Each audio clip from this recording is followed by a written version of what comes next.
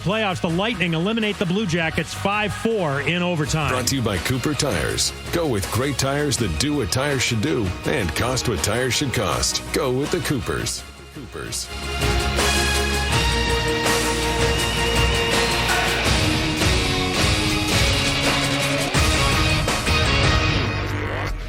Giannis is Supermax eligible. If you look at the Bucks in the bubble, it's not like they had a great run, and now stumbling in game one, Giannis probably has some questions in his head. Is this team good enough to host and continue to harbor my talents? And Mike Golic Jr. Baseball's unwritten rules came to the forefront of the conversation, and we forgot one of the greatest axioms in the world. If you have the opportunity to stunt, you stunt. Because last I checked, there was no mercy rule. Last I checked, the game was not over. This is Chiney and Golic Jr. Stunting is exactly what happened, too, last night.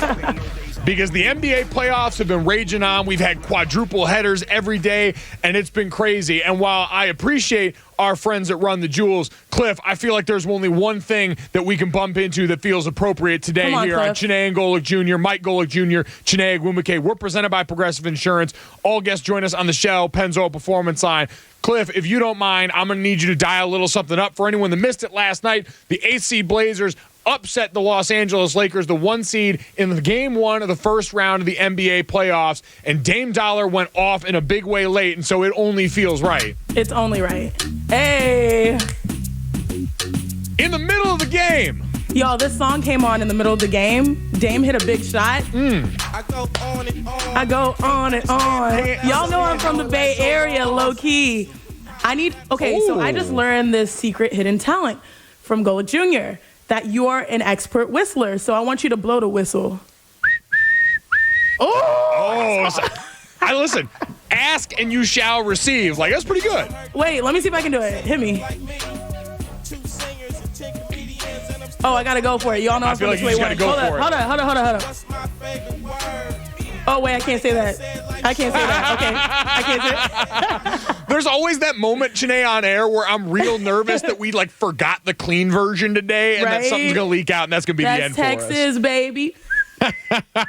How's that? All right, there we go. There we go. That was good. I'll give that a B+. That's a solid whistle. I mean, the fact that Damian Lillard was in his zone so much that he hit a shot in the fourth where, granted, he was not scoring for a large portion of that second half, and then he just starts dancing to that bay. Oh, I always say, I love Damian Lillard because at parties, he's always dancing. Nowadays, everyone's you got to be up on somebody dancing. No, Dame always sort of goes by himself and starts hitting that, East Oakland walk.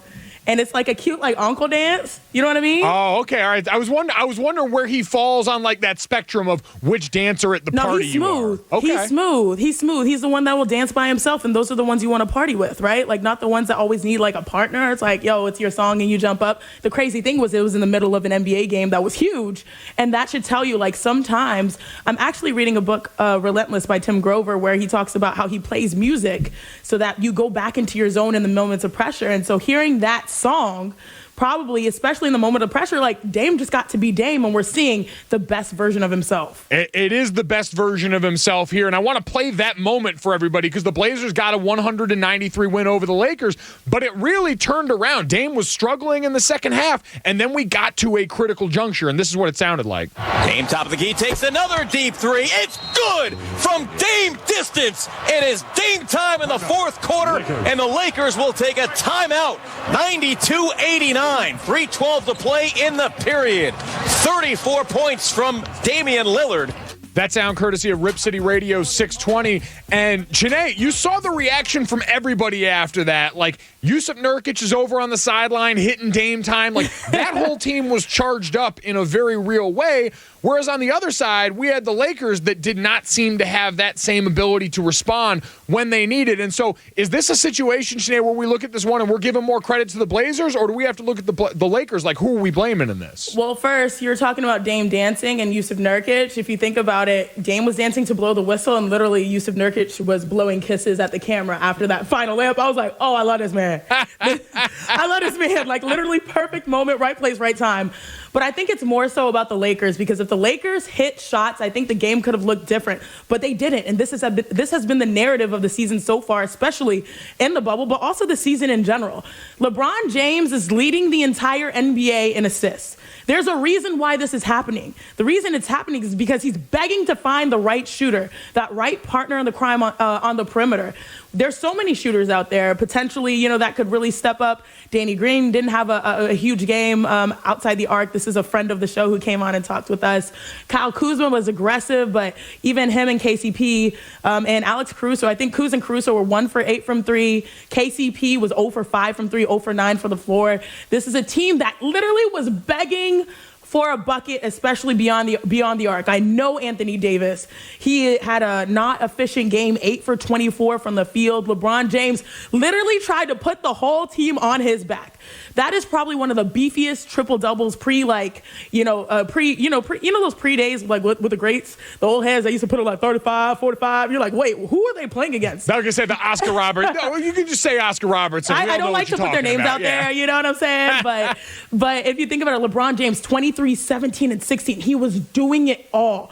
That 1-3, you sort of wish it fell, because there's a question about, like, late in the games, like, will those big shots happen? We saw the big shot by Dame Lillard. So I'm looking at the Lakers supporting cast, and I think we're seeing supporting cast on both sides, not just in the West, but also in the East, sort of have their jitters in this first game. And if there's one team that is going to seize the opportunity, it's absolutely the Portland Trail Blazers. Chiney Golic Jr. is presented by Progressive Insurance. We had a great guest list for everybody today. Someone Chiney knows all too well in this. Derek Fisher going to stop by and join with us in about 10 minutes here. Marcus Spears at 5:30. Nancy Armour, who was one of the authors of a USA Today article documenting some allegations against former Washington football team running back Derrius Guice that we will get into. And Richard Jefferson, a great NBA analyst, going to join us at 6:30. If you miss any of those guests, you can listen to all 3 hours on demand in the ESPN app with all this. But Chiney, you mentioned, because I think people were looking to blame one of 3 people, or really 3 groups, if you lump it in here after the game last night.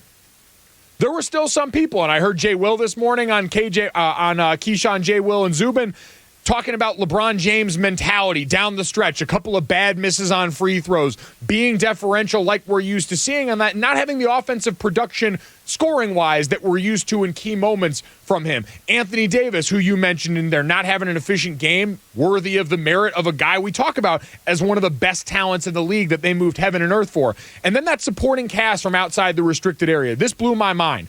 They shot 18.5% from outside the restricted area last night. That's the 3rd worst in the playoffs over the last 15 years in that. And of the 5 worst performances, and this is where it gets interesting, 4 of those worst shooting performances of the bottom 5 have been on teams LeBron has been a part of. And so this is something that unfortunately he's used to in these situations, where he's going to put people in positions to succeed.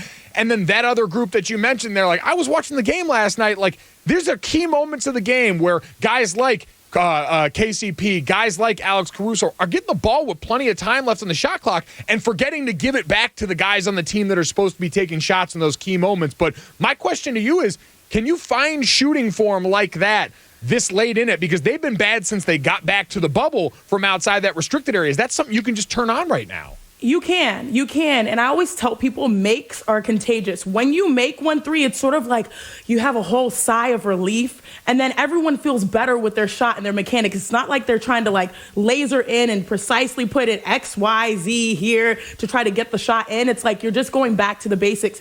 And this is why I'm not trying to make an excuse for LeBron James, but I think LeBron James sees what is happening around the league. He can no longer do it all by himself, and this is happening to all stars around the league. Donovan Mitchell literally had 57 and his team lost. Luka Doncic lost Kristaps Porzingis and his team still lost. You see Giannis obviously go out there and ball out, a guy averaging 30 and 14. His team still lost. You need a supporting cast. And I think right now the Band-Aid being ripped off is really painful for the Lakers, because all season long there's been so much pressure. And LeBron James knows, as talented as he is, this day and age in the NBA, you cannot do it by yourself. You need someone with you. Now the thing is, he has Anthony Davis with them. And it's never been consistent for the Lakers in the bubble. Now, outside of the bubble, they were really building momentum. So were the Bucks. Now things have changed. And the teams that are succeeding are those teams that have a number of role players that are hungry, that are able to shot make, that are able to go ISO, and they also have a post that can hold it down. And sometimes that post may be small. Look at the Rockets. I mean, the Rockets, I was so surprised last night. A lot of times, everyone was saying, this is not the time for, the Rockets to succeed. Well, clearly, if there's a will, there's a way. And also, more importantly, if you're making your shots, you can beat any team in this league. It's not just one person.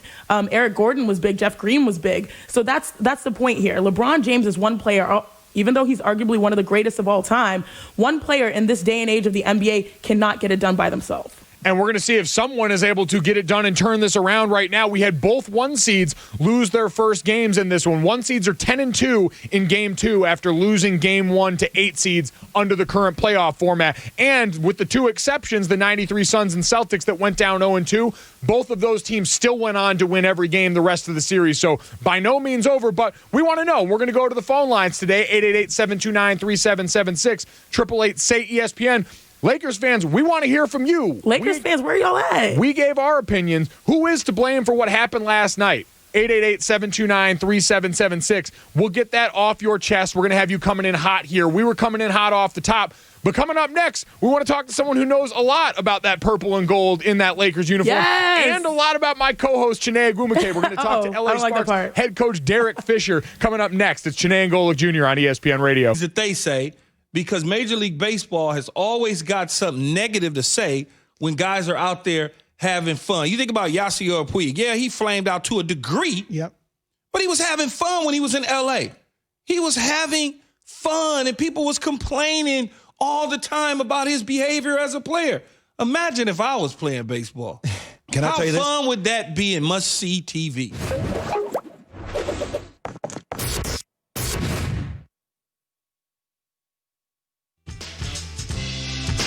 Keyshawn Johnson, Jay Williams, and Zubin Mehente. You and me got the best seat in the house to listen to these guys tell us about the most pressurized moments in sports. Keyshawn, Jay, Will, and Zubin. Weekday mornings at 6 Eastern on ESPN Radio. Oh, that's like the Bay, but we're going to switch down to LA. Of course, I'm doing the show out here in the city of LA, so we got to give LA some love too. Welcome back to Chiney Golic Jr. here on ESPN Radio, the ESPN app, and SiriusXM Channel 80. We are presented by Progressive Insurance. All guests join us via the Shell Pennzoil Performance Line. Now, look, you guys, Mike and I are 2 people straight from locker rooms, and we want to share that feel with you guys right here on our show, real conversation straight from the source. And I love when I got my people with me. And by people, I mean legends. Right now, we are joined by the head coach of the Los Angeles Sparks, who play tonight versus the Phoenix Mercury. And we've, of course, got our favorite lefty on the Lakers, 5-time NBA champion, and my favorite current head coach, Derek Fisher. Fish, do you miss me? Or no? Yeah? Always, Janae. Always miss you. Good to hear your voice. How you doing? I'm doing great. I've got a great teammate here in Golic Jr., but I do miss you, head coach. Nice. I do. But we do have a good Congratulations to both of you. Thank you. Thank you, Fish. Now, before we get to the Sparks, we just watched the Lakers lose in their first game of the playoffs. Now, you know better than anyone else what pressure is like as a Laker with championship expectations. You've been in games where you've lost, where you should have won. Can you take us inside the locker room? How do you bounce back given the weight of the world on your shoulders when you're a Laker?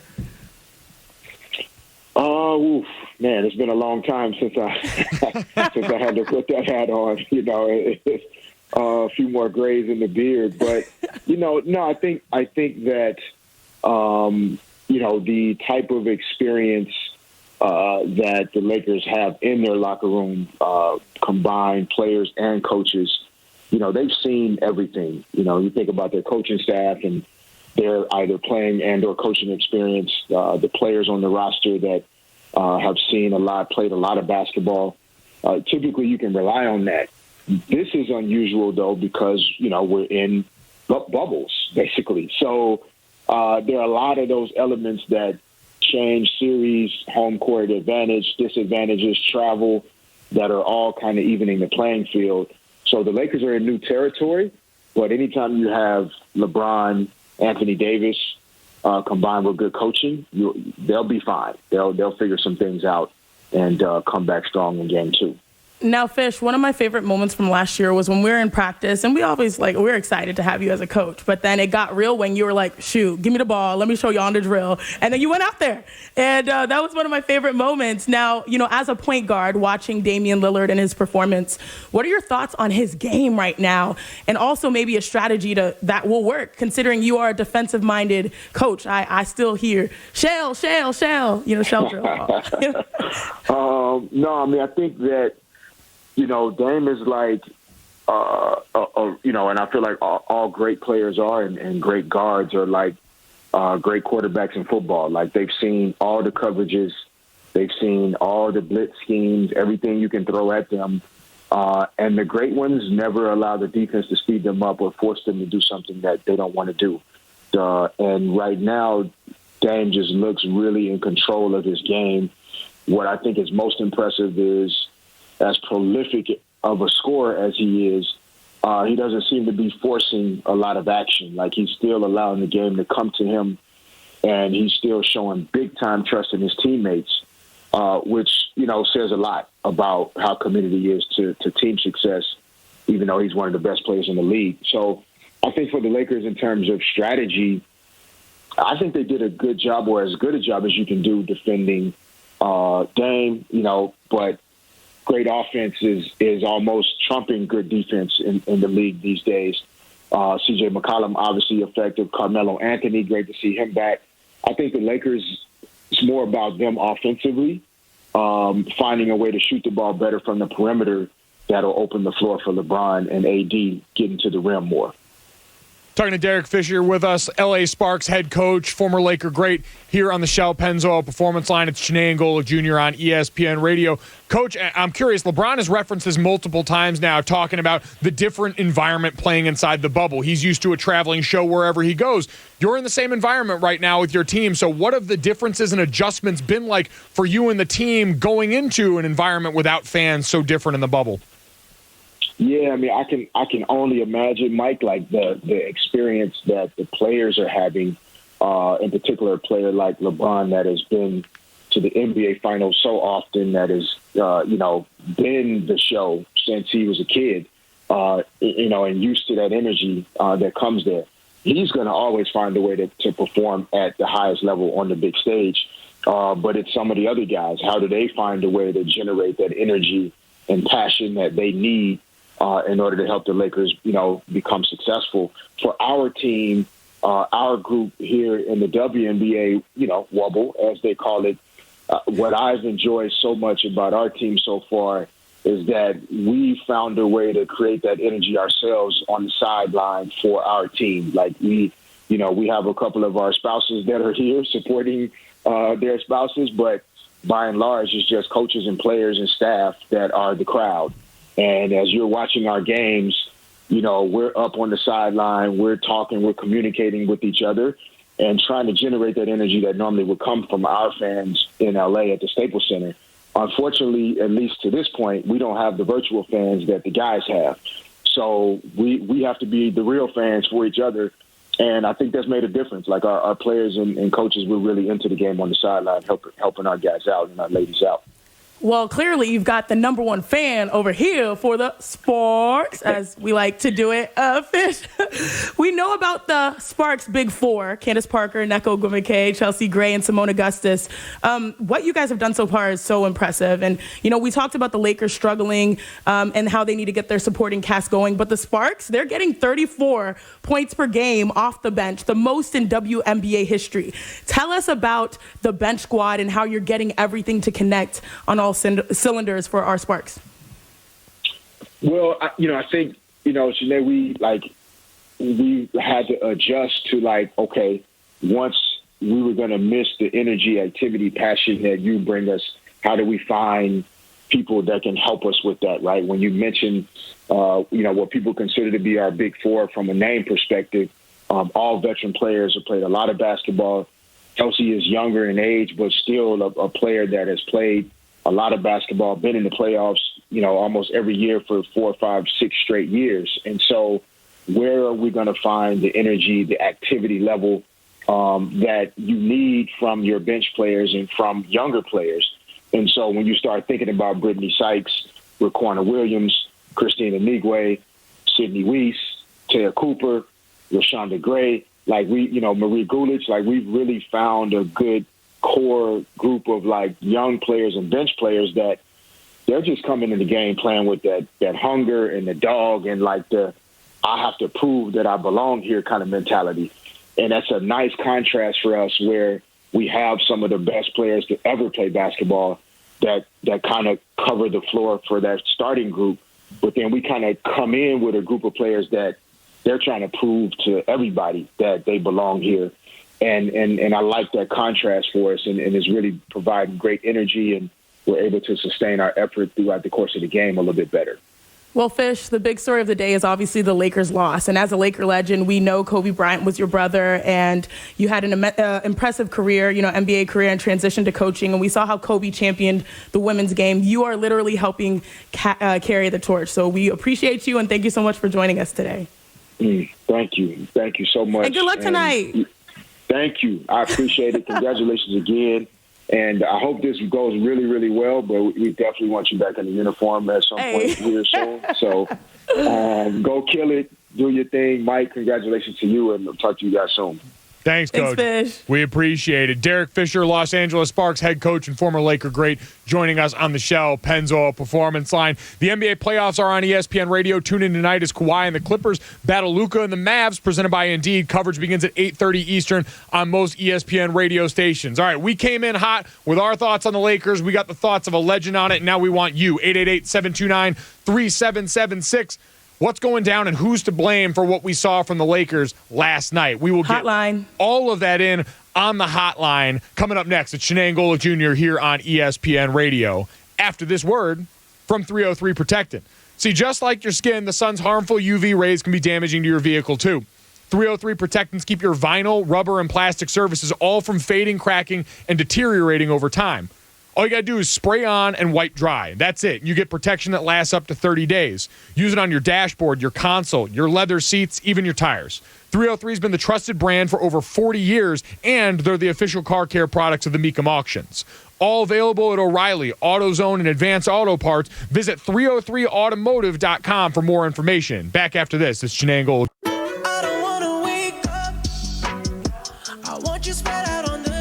So we got to let a couple of people go off here because we might already, the ESPN radio lineup is like 3 days old, and we might already have inter-show beef, Chiney. Oh, we really do. We really do have some beef, but it's okay. It's okay. It's cool. So we're going to give you a chance to respond to said beef here in a second. It's Chiney Golic Jr. on ESPN Radio, ESPN News, and Sirius XM Channel 80. But we want to give everyone else a chance because we feel like Lakers Nation probably hurting a little bit this morning. We said there's some issues. We're looking at who to blame. And so we decided we wanted to give Lakers fans a chance to get it off their chest.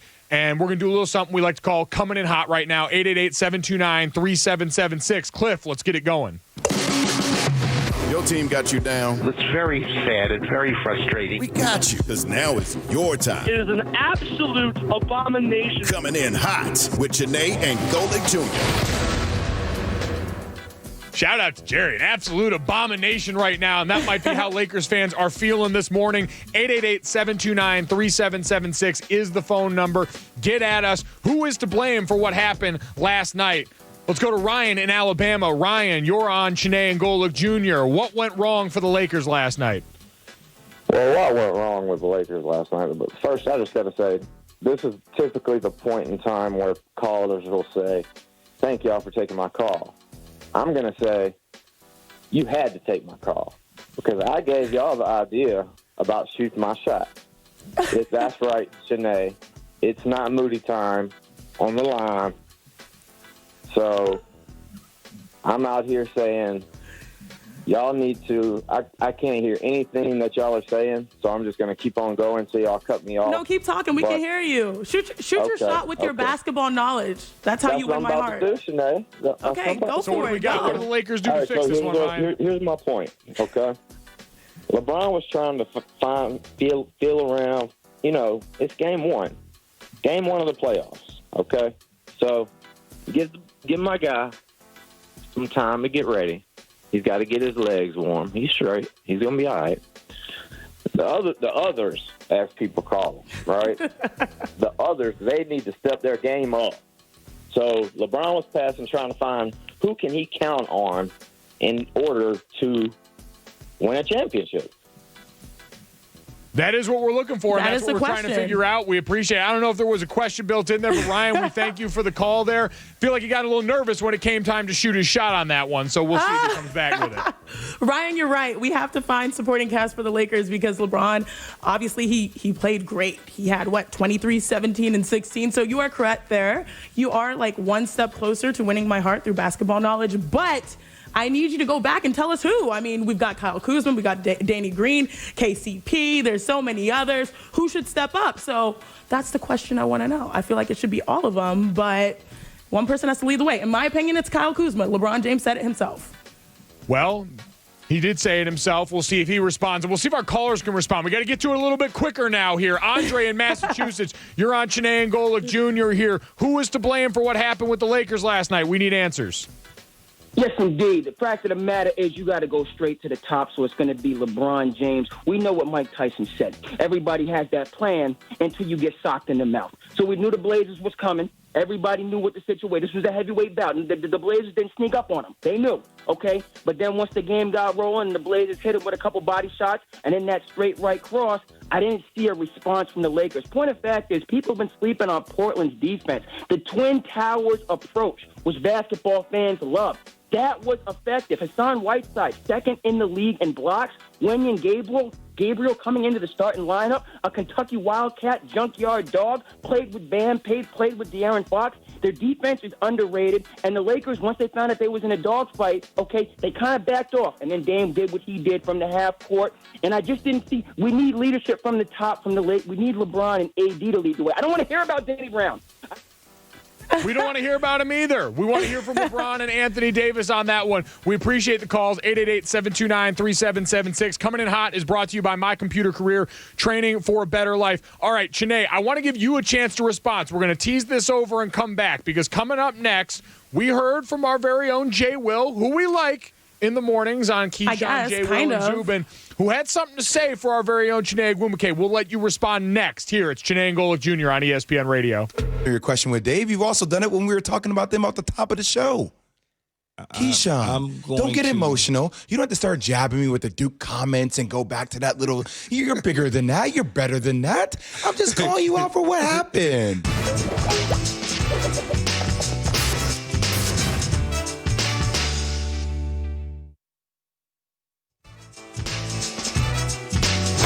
Johnson, Jay Williams, and Zubin Mehenti. We are back on SportsCenter. ESPN reported. Keyshawn, Jay Will, and Zubin. Weekday mornings at 6 Eastern on ESPN Radio. We got one rule at least. We're going to start writing them down around here in Chiney Golic Jr. We don't start fights, we finish them.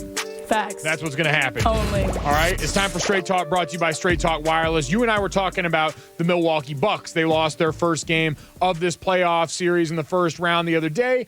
You brought up the point that Giannis might start looking around if he keeps having great games, wondering where his supporting cast is, and might think about greener pastures. Well, Jay Williams, who you guys can hear on Keyshawn, Jay Will, and Zubin in the mornings here on ESPN Radio, had your name in his mouth a little bit and talked about disagreeing with your point about Giannis. Here was Jay Will. I disagree with Chiney. I don't think Giannis is thinking about what other team should I go to, what other players do I need around me to win a championship.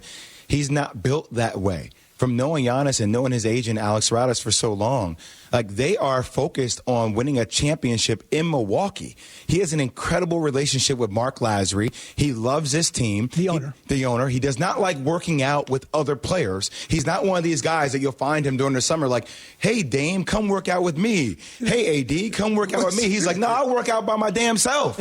I'm okay being in the gym, working out with my team, my squad. And I think him coming over from Greece, he is a small town market type of guy. Now, look, I could be wrong, but everything I get from watching Giannis, his mannerisms, hearing him talk, he wants to put on for his city, and his city is Milwaukee.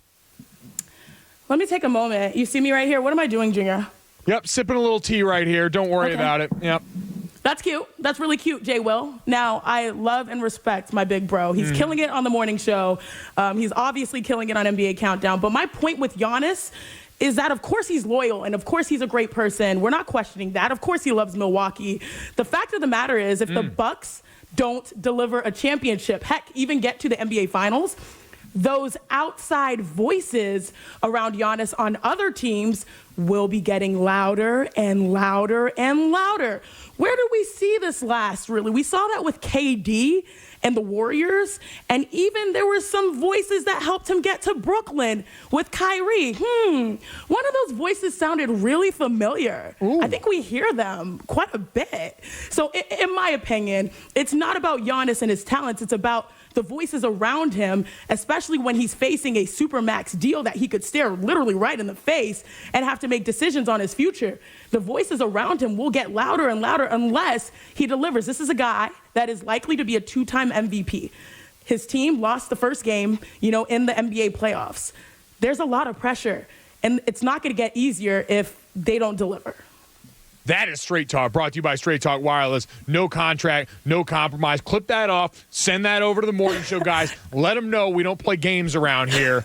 Sipping some tea here with Chiney Golic here. All right, it is Chiney Golic Jr. here on ESPN Radio, Sirius XM Channel 80, ESPN News. And one of the other things in here, we brought your coach, Derek Fisher, on earlier here, and we didn't have to translate. Fish kept it pretty real with us. There wasn't a lot of coach speak there, but in general, that is something that comes up every now and then, is a little bit of coach speak. And so we want to take our experience in locker rooms, try and help people translate that every now and then, because we had the master of coach speak at work, Chiney, very own Bill Belichick, New England Patriots head coach, talking about his quarterback situation. They signed Cam Newton, but there's still some talk. Jared Stidham, who we heard about all offseason, and what their plans might be at quarterback. Here was Bill Belichick talking about his QBs in camp right now. Yeah, it might. Look, I would always say I'll do it. I think it's best for the team. What gives us the best chance to win. So whatever that is, I would certainly consider that. If it's run unbalanced line or double unbalanced line or 23 personnel or whatever it is. If it helps us win, then I would consider anything. Coach Speak is brought to you by LinkedIn Jobs. Build your winning team today. Go to linkedin.com/sports. And Chiney, this is one of those things, and I think you understand this completely. Coaches love using the media to send messages to guys, but also to keep people engaged. Because I guarantee when Jared Stidham, who was hearing everyone talk about how much the Patriots loved him all offseason and about how Bill Belichick might want to prove that he can go out and win with a young guy like that after Tom Brady leaves town, saw Cam Newton get signed and did what everyone else did. Probably went, oh, yeah, okay, that's going to be the guy in here. And so what's the best way to make sure the guy who is still going to be an important part of your team, a backup quarterback to a guy that's been injured the way Cam has in recent years, keep him engaged, is by saying something like that. To me, that's as transparent as it is, because there should be no doubt Cam is your day one starter. Oh, yes. I think a lot of times when it comes to coaches, like the media is the motivation, whether it's coaches or even fans or even haters, people that are criticizing your game. Now, this is, I feel like, Belichick being Belichick, right? He's introducing Cam Newton into the Patriot way. Nothing is given. Everything is earned. Nothing is handed straight to you. So this is Cam's comeback season. I've been an athlete that has come back from numerous injuries, and you have to prove yourself every step of the way. And it's not only proving that, like, you're just as good as what you were before, but it's also proving that you're durable. And so I think Belichick is also trying to make sure all of his quarterbacks are ready. Jared Stidham, Brian Hoyer, this is all about respecting guys that have been there throughout the length of time, And so I think with Cam Newton, especially with his contract, there's incentives along the way to get him to play well and play hard. And so as much motivation as possible is probably in every aspect of the Patriots' benefit. I researched it. It was a $1 million deal that incentives could get into $7 million. So this is a season where he's going to take all the fuel, whether it's from Coach Belichick, the people that have criticized him, even himself, that self-doubt. He's going to take all of that and be humbled. But more importantly, I think it's all about surrendering yourself to the process, right? Which includes, when it comes to the Patriots, no handouts. And you're not going to get too much love from Belichick at all. So this is par for the course. But we all know Cam Newton, his ceiling is super high. Yeah, and I think that's what everyone likes reminding us, by the way, too, that these guys are going to get flack. That was the Patriot thing for years, is that Bill Belichick would curse Tom Brady out the same way he cursed everyone else out, and Cam Newton's not going to walk here and get handed anything, just like Tom Brady's down in Tampa Bay, and all we hear is Bruce Arians is reading Tom the Riot Act just like everybody else. That level of accountability in the public to everyone on that team. for sure helps send a message. And that is, you're right, the Patriot way there in a lot of situations. Keyshawn Johnson, co-host of Keyshawn, J. Will, and Zubin, talked about Bill Belichick, a guy he knows all too well, and what his motives are in a lot of these situations. He's completely have shown us that over the years. You do what it takes to win, and if that means unbalanced line, the 23 personnel, whatever it is, if you got to have Stenham in at the same time and Cam at the same time, if that's the formation that you like, you do it. There's nothing wrong with that. Chiney Golic Jr. here on ESPN Radio. That all Auburn backfield, something to think about there right now, too, walking into that situation if you're him. And I think what becomes interesting for the Patriots this year is going to end up being less this situation. We're seeing it in Green Bay right now, where everyone made a big deal about them drafting Jordan Love, what that was going to mean for Aaron Rodgers. And as it's been pointed out, that's stratified pretty quickly. Aaron Rodgers is still going to be your unquestioned starter there. Just like we'd imagine in this situation, Cam Newton is still going to be your starter here. But like you said, especially with a quarterback that is getting up there, that has the injury history that he does, and the ability to give Josh McDaniels creative freedom in this offense. Cam Newton is a guy that you can use pretty creatively in a lot of different ways, and Cam Newton is a guy that gives them something they have never had around there for a while. And the Patriots love, if nothing else, kind of being able to cloak everything and disguise what they want to do and ultimately make sure that other teams don't know until the day of the game. Yeah, that's a big fact. Now, I wonder, do you think Cam Newton, obviously, this is a transition. I saw a funny, tweet out there, social media. It's do you think he will now go to lowercase with his lettering, or do we think that, that shift will happen? Because he's been all in on everything else so far. Yeah, you know what? I can only hope that, a part of the Patriot way in his contract, which you mentioned is insane that they were able to steal Cam Newton from the rest of the NFL. The most Patriot thing possible for them to continue to do that. I hope somewhere in the language of that contract in the fine print written that he must change that font back from whatever it is, because that's been the only part of Cam Newton's career that I have found relatively disagreeable in a lot of this stuff. I stand by the style. You stand by the style. This might be the first thing that we really disagree on here, because I feel like we need to find our way. What are you back talking about? From that. I'm talking to Mr. Thigh. What? That is true. You know what? You're all about being different. We do support Cam Newton and his love of thighs out here. We're going to get some more thigh action next on Chiney Golic Jr. For my talents. And Mike Golic Jr. Baseball's unwritten rules came to the forefront of the conversation, and we forgot one of the greatest actions in the world. If you have the opportunity to stunt, you stunt. Because last I checked, there was no mercy rule. Last I checked, the game was not over. This is Chiney and Golic Jr. Hour number 2, Chiney and Golic Jr. here on ESPN Radio. We're presented by Progressive Insurance. All guests join us on the show. Pennzoil Performance Line. Our thanks to Chiney's coach, Derek Fisher. Joining us earlier in the show, Mike Golic Jr., two-time WNBA All-Star and current LA Sparks team member, Chiney Ogwumike, with us here. And Chiney, listen, in the first hour, we had to get some things off our chest, right? You and Jay Will, you guys cool now? Have you guys talked yet since then? We haven't talked yet, but I feel like there's always love. There's always love between us. We're siblings. We fight. And you know what? It's all good. And then we make up. We talk it out. That's what we're all here to do. We're here to have those locker room conversations and talk it all out. Now, we know the name of the show is Chiney and Golic Jr. I've explained to you guys that I wanted to call the show One and Done in honor of our former number 1 overall pick and myself currently being done with sports. And instead, what we've decided is that this is a good chance, as we've got so much going on in the world of sports. Obviously, we got an NBA quadruple header going on right now. The Raptors pulled it off earlier right now. Utah's in action against Denver at this point. We got plenty of other action coming up tonight with the Celtics and great NBA teams in action. We're recoiling off the Giannis and the Bucks losing game 1, the Lakers losing game 1 last night. But there's other things we got to get to and other things we got to get off our chest. And so we want to give ourselves a chance to go one and done here. So much to say. Are you good? Do you need a minute to breathe? Do you need some water? So little time. I'm trying to balance a lot right now. One and done. And I'll kick it off for us today, Chiney. And I want to talk about something that we see a lot in the world of sports. Now, yesterday, our very own ESPN NFL insider tweeted, Adam Schefter tweeted that Cowboys were releasing their injured defensive tackle, Gerald McCoy. He suffered a quad injury in training camp and had an injury waiver in his contract that if he hurt that quad, they can cut him, and they did.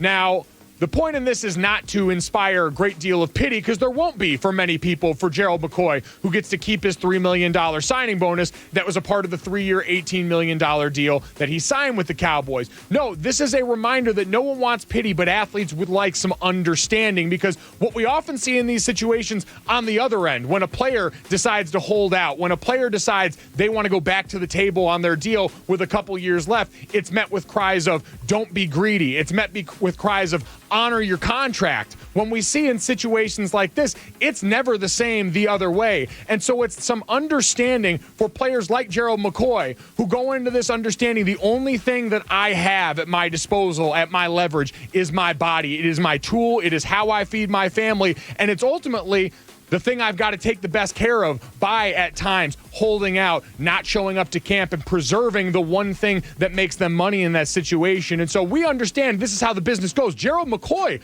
understands that better than anyone. But not everybody is going to be able to have that positive response like Gerald McCoy, because every player knows that they've got to look out for their body, because eventually, at times when it fails like this, it could be the last time and the last opportunity you have to secure that future for yourself, your family, and ever get back on the field. So no one is asking anyone to pity players, especially not in the middle of what we're seeing right now in a global pandemic. We're just asking people, again, as we see time and time again, to understand that this is how these guys eat, this is what they're going through, and at times this is the only chance people have to change their families' lives forever. That's all I got for you, Chiney. That's all I got. The body is the business. That's a word.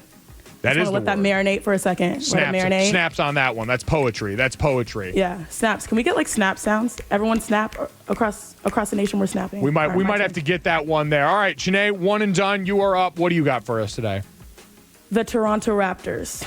The Toronto Raptors are a peak franchise. 2 wins already this year in the playoffs. Fresh off the heels of a championship. One of the best true teams in all of sports. But leadership starts at the top. And one of the most respected leaders in sports is Masai Ujiri, the president of basketball operations of the Raptors. Now, his leadership took the franchise, a franchise that had never won an NBA championship, to the pinnacle last year. Speaking of which, when the Raptors were seconds away from that signature title win at Golden State on the road, no one deserved to celebrate on the court more than Masai Ujiri with his players. Now, anyone who has been to an NBA game, and especially an NBA Finals game, knows that security is tight. Instead of headlines of celebration, we also saw headlines in which Alan Strickland, the San Francisco Bay Area Sheriff's deputy, filed a suit in February of 2019, alleging that Mr. Ujiri assaulted one of their deputies in the immediate moments after Toronto's victory. The deputy claimed serious pain and suffering. This was an attempt to really smear Masai's reputation, given the quote-unquote altercation. But by the way, after the investigation, the Alameda County's DA's office chose not to press any charges. Well, why? Now, yesterday, we got to see all the evidence. Masai Ujiri's legal team in his countersuit released the footage of the body cam from the incident to prove, quote, that Ujiri was not an aggressor, but instead the recipient of 2 very violent, very unwarranted actions. That was from the Raptors statement. Now, what does this teach us? Thanks to technology, we now have receipts. Body cams and technology allow us to provide real accountability, not only in sports, but also in real life. Masai Ujiri is one of 4 black team presidents in the NBA. He is on the front lines in the NBA of fighting racism and injustice. Yet a year ago, in his biggest moment, he was the victim of such. What happened to him was disrespectful, and I've never seen that happen to such a distinguished personnel in the NBA. Yet I have seen it happen too often elsewhere. Not all people have similar support, resources, and receipts to bring that truth to light. Masai deserved better, and so do many others. Chiney Golic Jr. here on ESPN Radio, and Chiney, truer words never spoken in this, and I think the point you brought up there is Masai Ujiri is distinguished because of his role with the team, what he's accomplished at that level, but the refrain that we've often heard in the public from black athletes, from your peers in the WNBA and the NBA in certain situations is all of that status and wealth doesn't absolve you at the sometimes from the racism that we see around the rest of society. And this was one of those clear instances where that status, even in the place that is his place of business, didn't seem to help or do enough to overcome some of the same slights that we see elsewhere. Look, we don't know exactly what happened and why that reaction was, solicited. But in my opinion, when you think about these instances, it's like you have one man that has done so much. And in his biggest moment, it was sort of mired in controversy. And I remember seeing that when the Warriors went down, the Raptors won. And then the next day, this was another story. And this was not fair. But, in society, I think overall, there are so many preconceived notions based on what we look like. And I'm not saying that this is exactly, we can't get in the brain or the mind of what happened there with the deputy. But in reality, like these type of things happen every day, not just in the arena or walking around like a field. This happens walking down a street. And Masai has done an excellent job of waiting for his moment. He went through all the right recourses. He got his legal team together. He made sure to file, obviously a countersuit. And he had all of those resources largely because he was in position based on what he earned, as a president. He's considered one of the, if not the best, most attractive mind in basketball. So much so anytime a job opening happens, it's like, use Masai, hopefully to change the trajectory of your franchise. And the fact that in that big moment, you can only look back and just sort of have a sour taste in your mouth. That stinks, but that's what we're all fighting against. Opening our eyes to one another and making sure we see each other for what we are and not just for what we assume that person to be. Yeah, and I think it's always worth bringing this up, and Bomani Jones talks about this a lot, but benefit of the doubt is something that is often not levied to black voices in situations like this. It's something that you need, sadly, the receipts like this after the fact for it to be believed in any sort of tangible way, and I think that becomes part of the issue. I mean, what we've seen in this, the fact that they, in theory, had this body cam footage, whoever this person's superior was, and they still were going to pursue action, fully knowing what they saw on there indicates some flaws that might exist in the system that continue to need to be addressed, even in situations like this. And so a lot to certainly unpack there with Masai Ujiri. And as you mentioned, could not have handled it with more grace on his end, more class, and that's what we expect from someone in his position, a position of power like that. And coming up next, let's stick with systems and positions of power, because we've obviously seen allegations against former Washington football team running back Derrius Guice, lending yet another unfortunate and haunting reminder that the flawed systems on college campuses that are in charge of protecting the students and athletes in a lot of these cases may be failing yet again. That's coming up next at Chiney Golic Jr. on ESPN Radio. Fun would that be in must-see TV?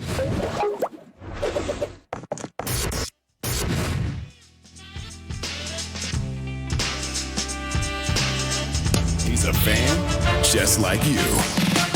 This can't ruin my day. Do you know what I've lived through as a fan of this franchise? He's back on your radio. Greeny, weekdays at noon Eastern on ESPN Radio and on ESPN News.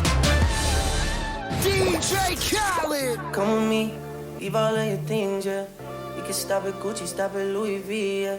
Chiney Golic Jr. here on ESPN Radio, ESPN News, Sirius XM Channel 80.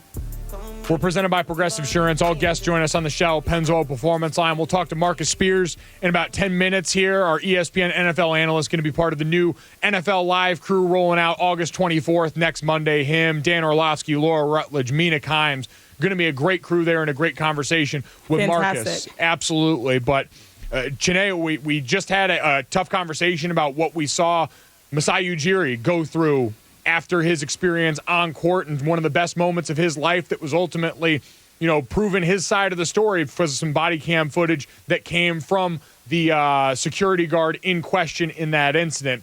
We now have to deal with another tough incident right now, as according to an article written by Nancy Armour of USA Today, in part, who will join us later in the show here, 2 former LSU students say that they were raped by former Washington football team running back Derrius Guice back in 2016. They told USA Today that that Guice assaulted them in their own apartments following nights of heavy drinking.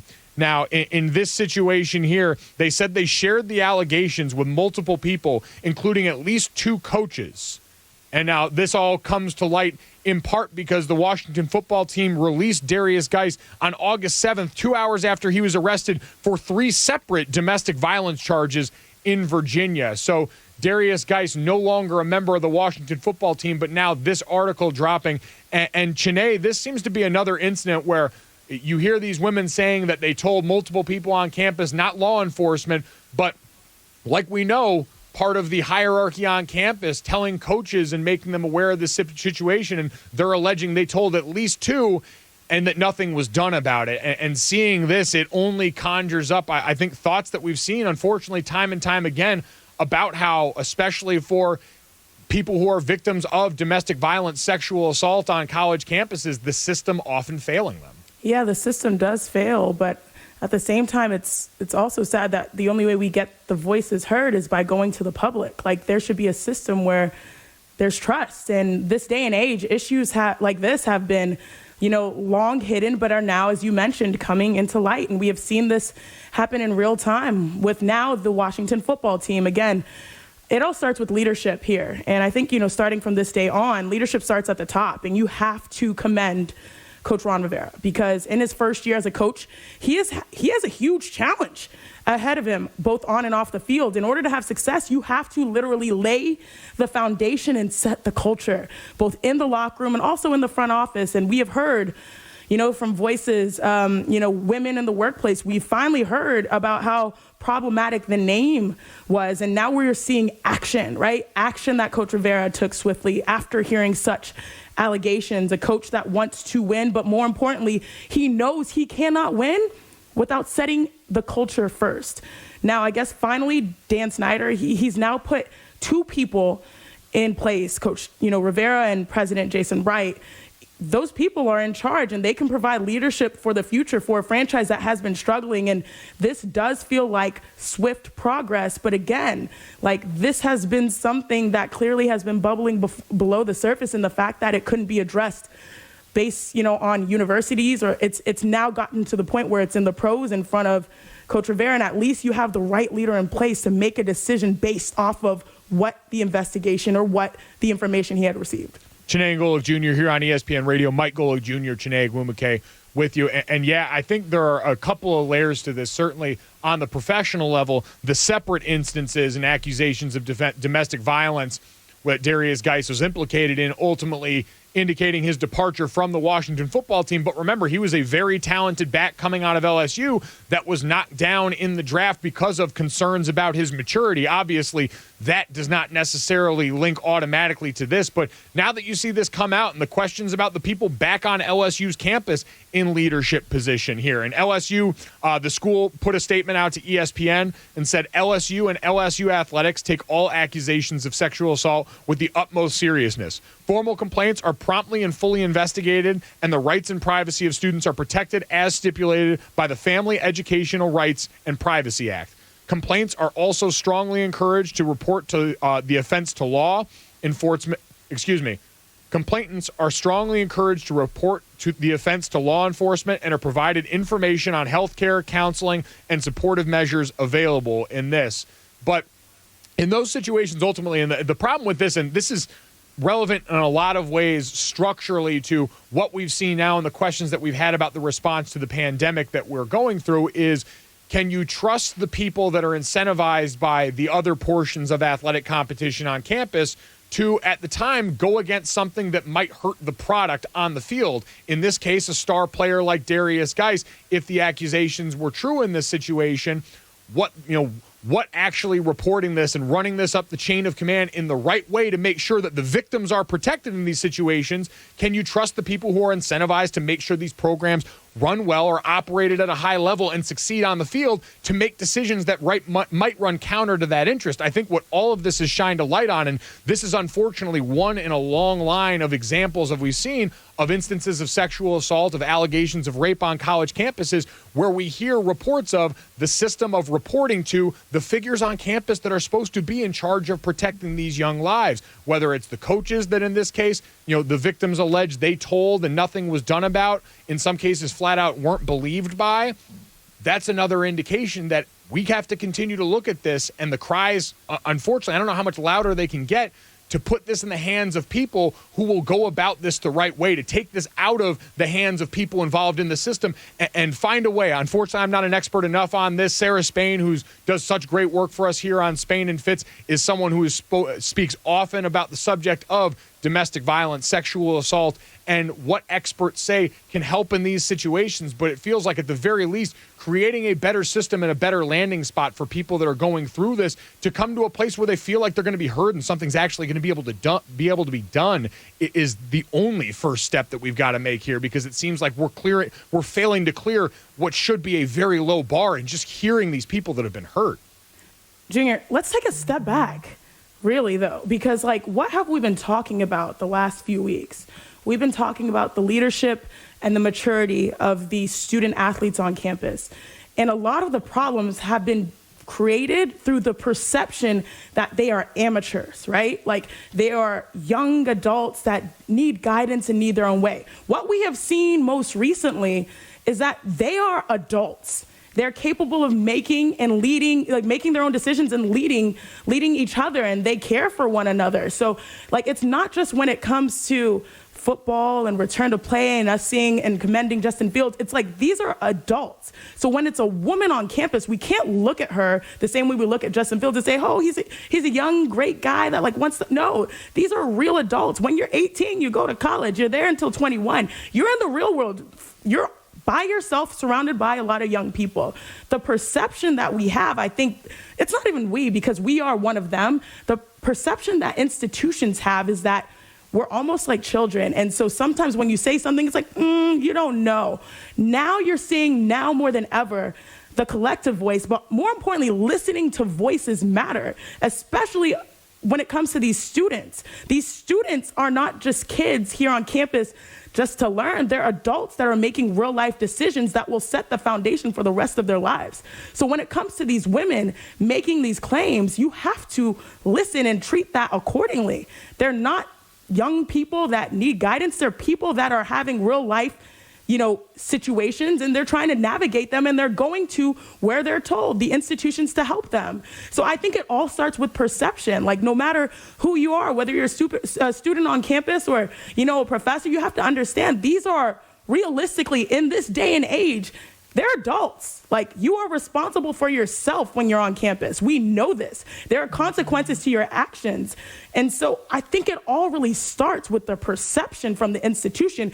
And the institution, we come from the world of sports, has always put us as amateurs. And what we've been seeing the last few weeks is we're not amateurs, we're adults. And keep the same energy when we're making, adult leadership styles and decisions. Like, you're seeing it in football, but now you're hearing these situations, and it all starts with the perception. And that's what really breaks my heart, because it's like, if you don't look at them that way, you'd be able to handle these situations in a real way and hopefully prevent these situations from happening moving forward. So when someone gets to the pros, you're not looking back and thinking, whoa, this was happening and I have to make this decision. You stopped it when it happened years before.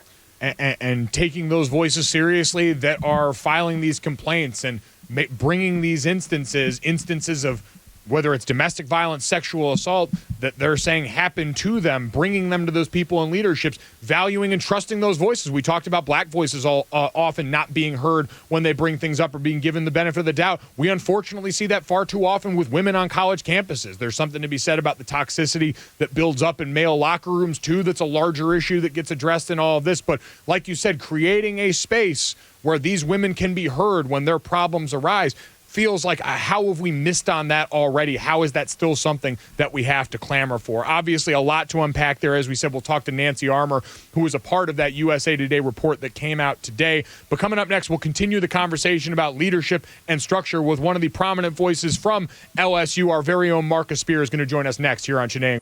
Max, no. Stop, Max. Stop. Because you know damn well Odell Beckham wasn't the best receiver. All right. And you stop. That's right. I got you, Stephen A. He was the starter. All I know is this. Max, we on the same page in this particular argument. But you knew damn well then, and you know now, that Odell Beckham Jr. wasn't Julio Jones. Thank you.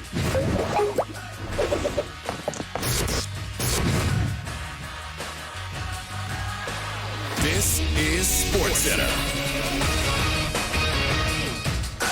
I'm Doug Brown. The Nets played much better in Game 2 today, but the Raptors come back to win it 104-99. Fred VanVleet, 24 points and 10 assists. Norman Powell also had 24. Toronto leads the series 2-0. Right now, just underway in the second half. The Jazz trying to pull even in their series. They lead the Nuggets 66-53. At 8:30 Eastern on ESPN Radio, we'll have coverage of Game 2, Mavericks and Clippers. The Mavs will try to pull even in that series. The Lakers get their next shot at the Blazers tomorrow. ESPN's Paul Pierce. If they don't win this year, LeBron's not getting any younger. This is going to be a big hit on his legacy, and I've already said he's not a top 5 player of all time. If the Lakers don't win a championship, let alone lose in the first round, I don't want to hear none of this GOAT talk no more. Paul Pierce on First Take. The Vikings and running back Dalvin Cook are at an impasse in contract talks. Cook appears ready to play this season in the last year of his rookie deal. Last year's American League Rookie of the Year, Yordan Alvarez of the Astros, might miss the rest of the season with a right knee injury.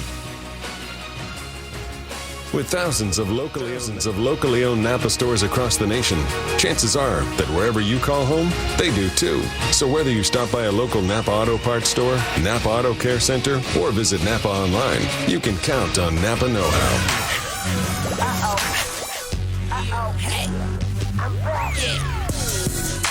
Chiney Golic Jr. here on ESPN Radio, ESPN News. We're presented by Progressive Insurance, and all guests join us on the Shell Pennzoil Performance Line. And let's head out to the Shell Pennzoil Performance Line now, joined by our ESPN football analyst Marcus Spears on the Shell Pennzoil Performance Line with new Shell V-Power Nitro Plus Premium Gasoline. Obviously, want to get to a lot of topics with Marcus. He's going to be part of the new NFL Live crew that starts August 24th, this coming Monday, with Dan Orlovsky, Laura Rutledge, and Mina Kimes. But Marcus, you know, some serious news on the day. The Washington football team released Derrius Guice back on August 7th after 2 hours after being arrested for 3 separate domestic violence charges. The USA Today article that came out today with 2 former LSU students alleging they were raped by Derrius Guice in 2016, alleging that they shared these allegations with multiple people, including at least 2 coaches, while they were on campus there. And Marcus, thanks for joining us. We know this is your alma mater. It's certainly very personal, but we talked about the leadership or failure of leadership that we see in a lot of instances surrounding these issues on college campuses. What has to happen going forward for us to stop hearing these tragic stories? The first thing is, from the standpoint of females, they have to feel safe. They have to feel like when they say something, it'll be taken seriously and fully investigated. And look, I don't know if the allegations are true or not.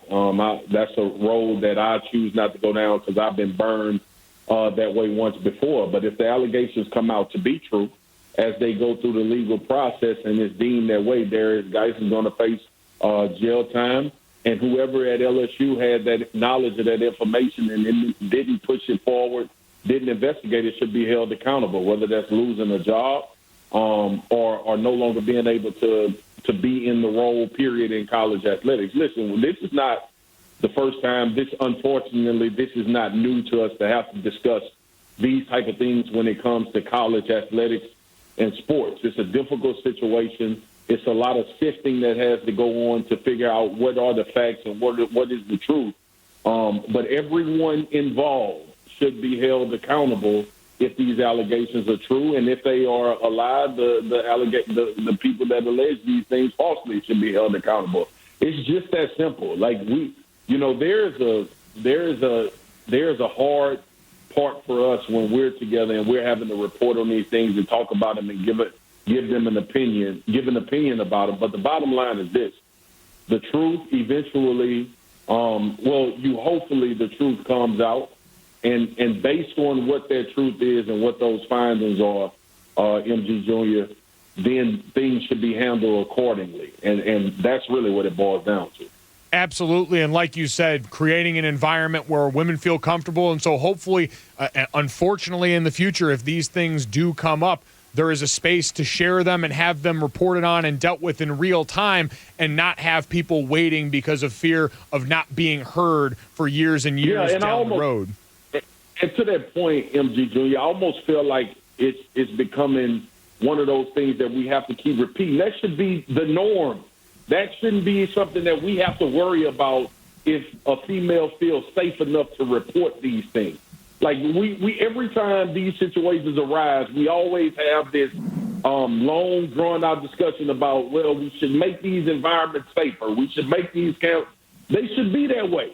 Damn, every time this comes up, we should not have to say that a woman was scared to report this because she thought the backlash or the ramifications of her saying something should be called out by everybody and she will be ostracized. Look, if you have something that happened to you, if there's an allegation, it should be fully investigated and the truth should be sought by everybody that's involved to make a decision, and the ramifications of that should take place, and we should move on from these discussions about these women should feel safe. Yes, they should feel safe. They should have the freedom to say when something egregious has happened to them without fear of retribution or anything like that. So I just want to make that a point, man. Absolutely, Marcus. It's emotional stuff, and obviously it's what we all hope for, what you just said in the future here. Marcus Spears joining us here on Chiney Golic Jr. on ESPN Radio. Marcus, certainly no easy transition from some of these very emotional and sensitive subjects, but we know in addition to your great work covering the NFL, you also do a lot of work covering the SEC. You've covered a lot of college ball, and what we're seeing right now on another part of college campuses has been the response to COVID-19. North Carolina and Notre Dame both announcing that their athletic departments will halt activity for at least the next couple of days in response to their campuses going online only. From what you've seen, Marcus, of the leadership on campuses right now in college relative to the COVID outbreak, how confident are you that we're still going to get ball from the three remaining conferences in the Power Five that are holding steady to play? To be honest with you, I'm at this point, I'm very confident from the other three conferences. And I think what North Carolina did, even though it raises the question of so many other things outside of the pandemic and COVID about amateurism and student athletes, i.e. student athletes being on campus when no other students have to be there because of this pandemic, those questions are being raised. But if you look at the conferences that have determined up until this point to play football, that's exactly what they're thinking. Look, there has been a line drawn, MG Jr. today. These are semi-pro athletes. That is the way. This is a money business, right? Now, we can put it off as they get an education, and, you know, I hear a lot of people say, well, they get free food, free education. Ain't none of that free. Both of you all know the hours you put in to be an athlete in college. That's a job. It's work. You spend more time being an athlete than you spend in classroom. That's the bottom line. So we need to stop dancing around that. And I think this pandemic has really offered up what it really is in college athletics. So now you would have people argue the other side with the Big Ten and the Pac-12 shut it down, and they weren't worried about the financial part of it. I would be so interested to see the revenue generation in comparison to what I know about the SEC.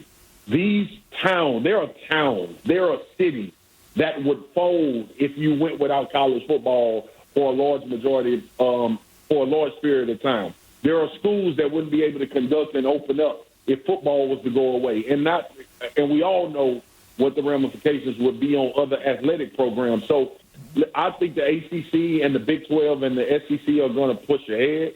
They're going to go through protocols. They're going to try to figure it out. And as a father, I'm probably like, I was on with Jeff Saturday earlier today. His son is actually a football player at the University of North Carolina, and he and his wife allowed their son to play. I would probably stand in the same position Jeff Saturday stood in if my son was saying, Dad, I'm going to go. Where I'm from, it probably would have been safer to be on campus in a more controlled environment, and you had a better chance of not getting COVID. So I understand both sides of the argument. I understand the medical profession is saying it's not smart to play.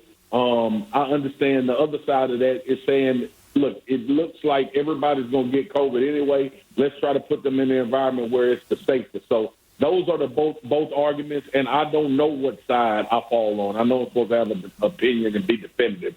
But damn it, Chiney and MG Jr., I don't know what side I fall on. If I had an 18-year-old son staring me in the face saying, Dad, I wanted to play football, I'd probably allow him to go play football because I understand that he can get COVID around the neighborhood.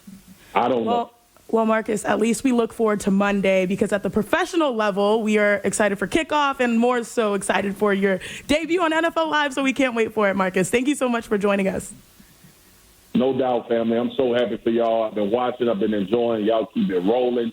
And we on a rocket ship, baby. Let's keep flying. Let's go. Absolutely. You can catch that rocket ship taking off Monday, like Chiney mentioned, August 24th. Marcus Spears, Dan Orlovsky, Laura Rutledge, Mina Kimes, and so much great NFL action coming everybody's way. But coming up next, let's head back to the NBA. We got 2 top seeds that took an L in their first game in the first round. So who's more likely to actually lose the series? We'll get to that next. It's Chiney Golic Jr. on ESPN Radio. They are exactly the same. They're identical. Actually, they're not. House 2 also has antioxidant vitamin C. Antioxidant? Then we'll take House 2. Given the choice, why wouldn't you choose the one with antioxidant vitamin C? Choose Vizzy Hard Seltzer. At American Public University, we believe together we can achieve more. So we provide personal guidance to every student, from application to graduation. American Public University. Online classes start every month. With Redbox, you don't just get new movies fresh from the theater for under $2 a night. You can also use the money you save to hire your own hype man. Highest sales ever! We've sourdough'd and ukuleled and self-portraited. But those days are over because live sports are back! And so are ads for live sports. So dust off your bright green jersey and tell the world what you're supposed to say, according to the contract you previously signed. Hulu has live sports. Hulu has live sports. Hulu has live sports. Again. That's right. Hulu has live sports. Again. Yeah, we just said that. USAA is made for what's next. We're helping members catch up by spreading any missed USAA insurance payments over the next 12 months so they can keep more cash in their pockets for when it matters most. Find out more at USAA.com. This week at Jimmy John's, you can get 20% off orders of $10 or more by using promo code SAVE20. That's 20% off any combination of sandwiches, drinks, and sides you can imagine. Combos for days. Just use SAVE20 online or on our app. Yo, Deshaun, how about I only block 60% of the time? All right, big fella. I'm just going to use my left arm for 60% of my passes. Only 60% of y'all voted in 2016? That's not going to get it done. We can't win if we don't play. Register. Register. Register to vote. My name is Jacques, and I am a fashion designer. As a designer, it is really important for me to think about my past when I'm using these colors. It's almost like a spiritual connection to my ancestors. I feel like an archaeologist. Windows and HP allow for me to stay connected to my past and the future. All of that really informs who I am today and how I see the world. Your Honda dealer is open and ready to get you into a new HR-V or CR-V. Get a great deal on the CR-V at the Honda Summer Clearance Event today. Earlier today on Keyshawn, J. Will, and Zubin, Terry Stotts, their head coach, said, look, for us, as soon as we got into the bubble, it was a 9-game playoff series. You never hear a 9-game playoff series. What he meant was the 8 seeding games and the play-in game. So we've been playing with our hair on fire the whole time. So now your panic meter was at a 4 before. David, some really good sobering thoughts there. Has he changed your mind at all? No, not at all. If you go back, Z, and you go back into, we can go back into our rehearsals. Or what I talked about is when you clinch something, and Portland needed to get into the playoffs. Don't be pointing and doing all that. I'm watching you on the screen, boy. Oh. And so at the end, you have to find your rhythm again. Okay? And yes, they're on a 9-game run, but they've been in it. Now the Lakers have they got the post, they see what it is. Now they have to go and they have to figure it out, Jay, and know that they got to mash now. They can't just put it on cruise control. Do you want to know where Keyshawn is on the panic meter? No, I'm saying. Do you want to know where he is in a panic meter? He says 4. Do you want? All right, guys, play the sound. Oh, well, we don't have the sound. I'm going to say it. During his question to Dave, he said, hey, so what do we have to? No, check that. What do they have to do? Wow. Abandoning ship? Is that what you're saying? No, wow. But wait. Wait a second, everybody. For the whole time we've been on this show, from the time I met Keyshawn Johnson, all 3 days. We're doing this. What we need to do. I'm not worried about this. This is what I'm doing. And then on the question to Dave McMillan, he says, hey, I'm not saying we anymore. I'm saying they. That is the biggest deflection I've ever seen. Here, Mr. Duke, the reason I changed it is because if I said we, he might have been thinking I was talking about us three. So I just said But you've done this multiple times today. It just didn't happen during your question with Dave. You've also done it when we were talking about them off the top of the show. Keyshawn, don't get emotional. You don't have to start jabbing me with the Duke comments and go back to that little, you're bigger than that. You're better than that. I'm just calling you out for what happened.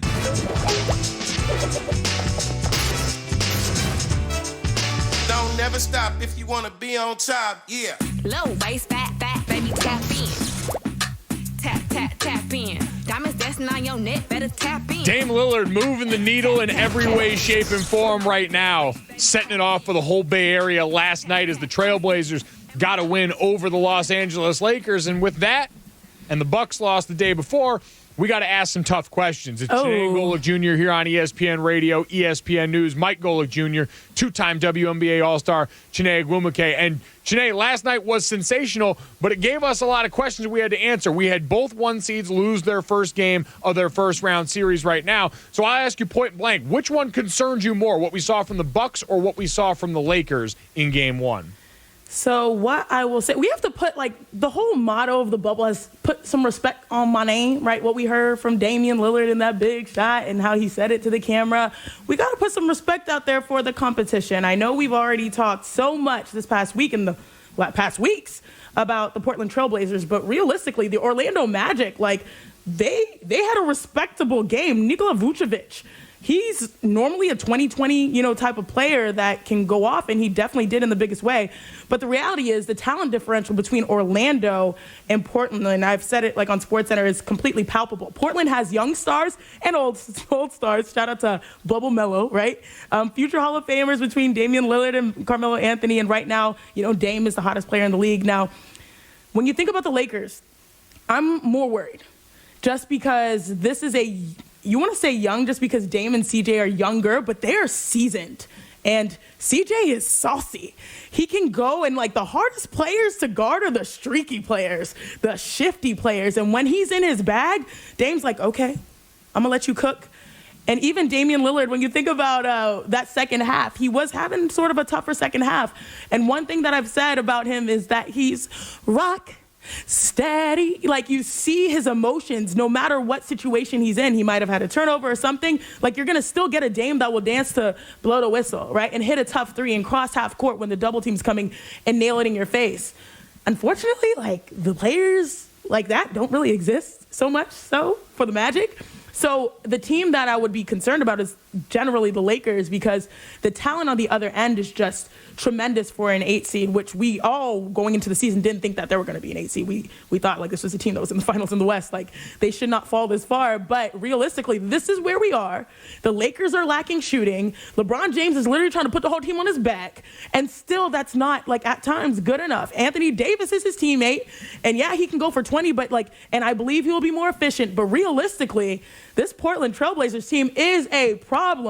At the 8 seed, that's the worst kind of 8 seed you want. A guy that is playing fearless, but also a team that is playing free and has nothing to lose. This is free basketball for them. I know the expectations individually is we're going to go out there and win every game, but that's playing to their advantage because the pressure is not on their side. So like I said, Damian Lillard was dancing to blow the whistle. Yusuf Nurkic was literally blowing kisses. This is a team that is very, very at ease and primed for the moment. In the bubble, they've had tough situations.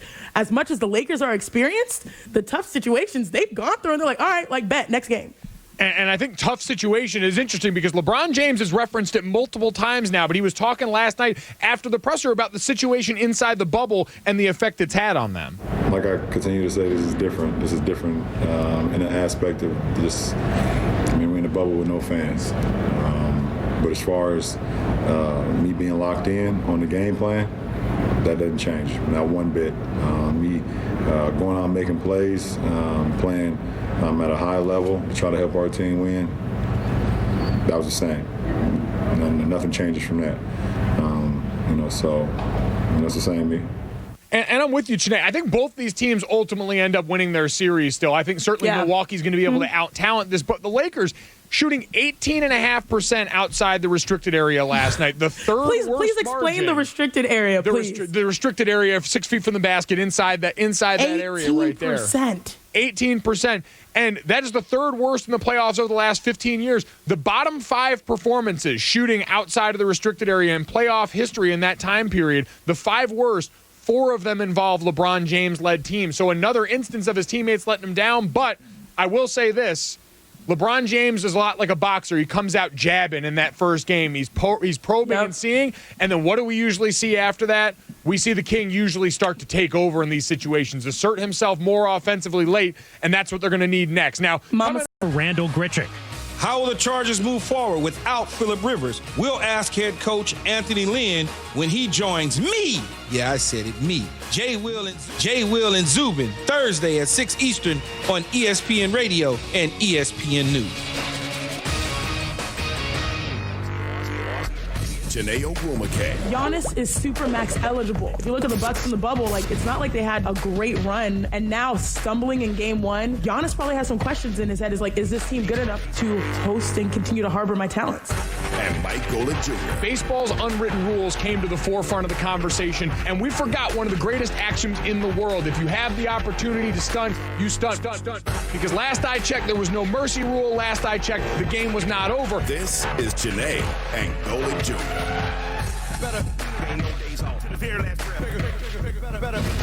Still rolling and searching for answers to the question that's on everybody's mind after last night's Lakers loss to the Portland Trailblazers. Who done it? Who should we be looking for? Who is at fault in all this? Because let's be real, this is sports and we got to blame somebody. It is Chiney and Golic Jr. here on ESPN Radio. We're presented by Progressive Insurance. All guests join us on the Shell Pennzoil Performance Line. Mike Golic Jr., 2-time WNBA All-Star Chiney Ogwumike here. And Chiney, I feel like we've talked a lot about LeBron. Yep. And we've talked a lot about Dame Lillard, obviously, hitting some big shots down the stretch. But we said this show is going to be friendly to a couple of different groups. Offensive linemen, of which I was formerly a member of that group, and post players, which you are currently a member of right now. And I feel like we might have to have a conversation, maybe less about LeBron and more about Anthony Davis and consistency in the post for him going forward. What do you make of some of the complaints of Anthony Davis resisting going down and actually banging on the block? So are we going to go in there? Are we going to play the blame game and try to see if we can find some answers? I think we should. I think we should. I feel like it's time. Okay, good. Because when it comes to post players, I don't hold back. Like, those are my people. Anthony Davis is a tremendous talent, and I think we've all seen him at peak performance. He's a guy that literally can get you 40 and 20. And the question is, where has the consistency been? I think there are so many things that are going through the Lakers' heads. They are dealing with a lot. When you look at the big picture, LeBron James, this is a team that has enough talent to get them to a championship. Anthony Davis is... Him and AD, like, they can touch every level of the game. Both can shoot threes. Both can hit, like, nice mid-range fadeaways, followays. Both can attack. Like, they are brute force when it comes down the lane. And now we're wondering, okay, we see LeBron. LeBron's got 23, 17, and 16. Like, we can't say you didn't try. You literally tried. You tried to put the whole team on your back. We look at AD, and then it's 8 and 24. The game should come a little bit easier. And a lot of times when I'm a post, and I know things aren't going my way necessarily, like I don't feel in the flow of the game, I go in there and get an O board, and I go in there and try to, get a layup, set a hard screen, get to the rim. Like, this is probably someone that we expect to be an MVP sooner rather than later, which is why even looking at Giannis, we're like, whoa, what he's doing is remarkable with his growth of his game. And it's sort of, I don't want to say it's surpassed in like in the continuity of it, but like Giannis's last 2 years has been impressive, and AD has consistently been a top talent. But now it's like, where's the next step? In New Orleans, you had a lot of like momentum, and this was your squad. You knew you were going to get touches, and it's different now in LA. So I understand how it can be difficult, figuring out I'm now in this Lakers jersey, the whole world is watching me to deliver alongside LeBron. But at the same time, like, you are one of the most talented players in this league. And I think we all expect more when we see LeBron James giving as much as he can. We see Damian Lillard literally playing out of his mind. We've got Logo Lillard, and now we've got Anthony Davis, who we consider right up there with those big, those big names and big players playing their best basketball. And it's sort of been so. I still think Anthony Davis is poised to explode. He really is. We saw that in the first game in the bubble, and he exploded. Now, I think it's coming, and I think, he's just trying to get his feet wet the same way LeBron James is trying to distribute and say, who's going to be my shooter? Who's going to be my sniper? But AD, I think the expectations are so high because the ceiling for him is so high. And when he touches that ceiling or busts through it, the Lakers are likely to be the champions. Is it fair to say, though, that because you brought up Giannis there, is it fair to say that Giannis is what everyone thought AD was supposed to be? No, I think they're two different type of vibes. Like, Giannis is more guard-oriented, I guess I just mean talent-wise, though, because AD came in with all the fanfare. We've been calling him a top 5 talent for God knows how long now, and Giannis is the one that maybe came in with less of that, was more of the dunk artist coming in, the guy that we looked at for all the physical gifts, who's now accomplishing, I feel like, not style of play-wise, but expectation of what you accomplished. It feels like Giannis has been everything AD was supposed to be. What we expected to happen for Anthony Davis is what we're seeing happening for Giannis. Like, being surrounded by a cast and crew that just goes with you and flows with you. You are the anchor of the offense where you can literally grab the rebound, push in transition, and then get to the rim. Or you can get to your nice little sweet spots and dominate. We expected something like this with Anthony Davis in New Orleans. And, I always tell people, by the time you get to year 5, year 6, you're approaching your prime in the pros, you start thinking like, dang, is this going to be it for me for life? Like, Damian Lillard is built that way. For life, he feels like this is where he's supposed to be. I know we're arguing about Giannis, right? But like AD, you have those, like, I need a championship. I don't want to be one of those players that doesn't get one, and it's by any means necessary. We saw this with Kevin Durant, right? And now with AD, he sort of, I don't want to say risks it all, but makes this big leap of faith to Los Angeles. And now the expectations are even more because it should, quote unquote, be easier for you because you're playing with LeBron James. But chemistry and synergy and also flow, especially in the bubble in unprecedented situations, not so easy. I do think his talent will come through. It just is like, where it at, though? Like, where it at, though? We're waiting. We're waiting for it. Can we find it here and now inside the bubble? Because we're looking. Chiney Golic Jr. is presented by Progressive Insurance. At Progressive, they're making things even easier. They'll help you bundle your home and car insurance together so you can save on both. Learn more at Progressive.com or 1-800-PROGRESSIVE. And it feels strange that we're even bringing this up right now because you mentioned brute force, LeBron James and Anthony Davis, the team you were willing to mortgage your future on the other season, should be enough. But we saw that supporting cast, KCP, all these other guys playing a role in the game last night. And the reason it's so important for Anthony Davis to step up is because our own Jay Williams, co-host of Keyshawn, J. Will, and Zubin, brought up, if that supporting cast can't step up, we don't know how much gas LeBron might have in the tank. Just don't think the Lakers are playoff ready. And it's not due to the mentality of LeBron James. He had a triple-double last night. He's always going to bring it. But you have to have more than LeBron James and Anthony Davis. You can't have J.R. Smith, you're one of your best three-point shooters, having a DNP. You can't have Deion Waiters, one of your best three-point shooters, only playing 1 minute. And here's the thing. Dame and CJ and Nurkic, these guys have been having a playoff mentality for the past 9 games. I still have the Lakers winning this series, but this ultimately comes to the question I had the other day. How much gas do the Lakers have to use, and does LeBron James have to use in order to beat this Blazers team? I see this going 6 or 7 games. It's going to take a lot of energy out of LBJ. Look, it's different. This is different. There are different levels to this. Okay, I get that he's 35, right? But he's like fine wine gets better with time, okay? This man invests $1 million in his body.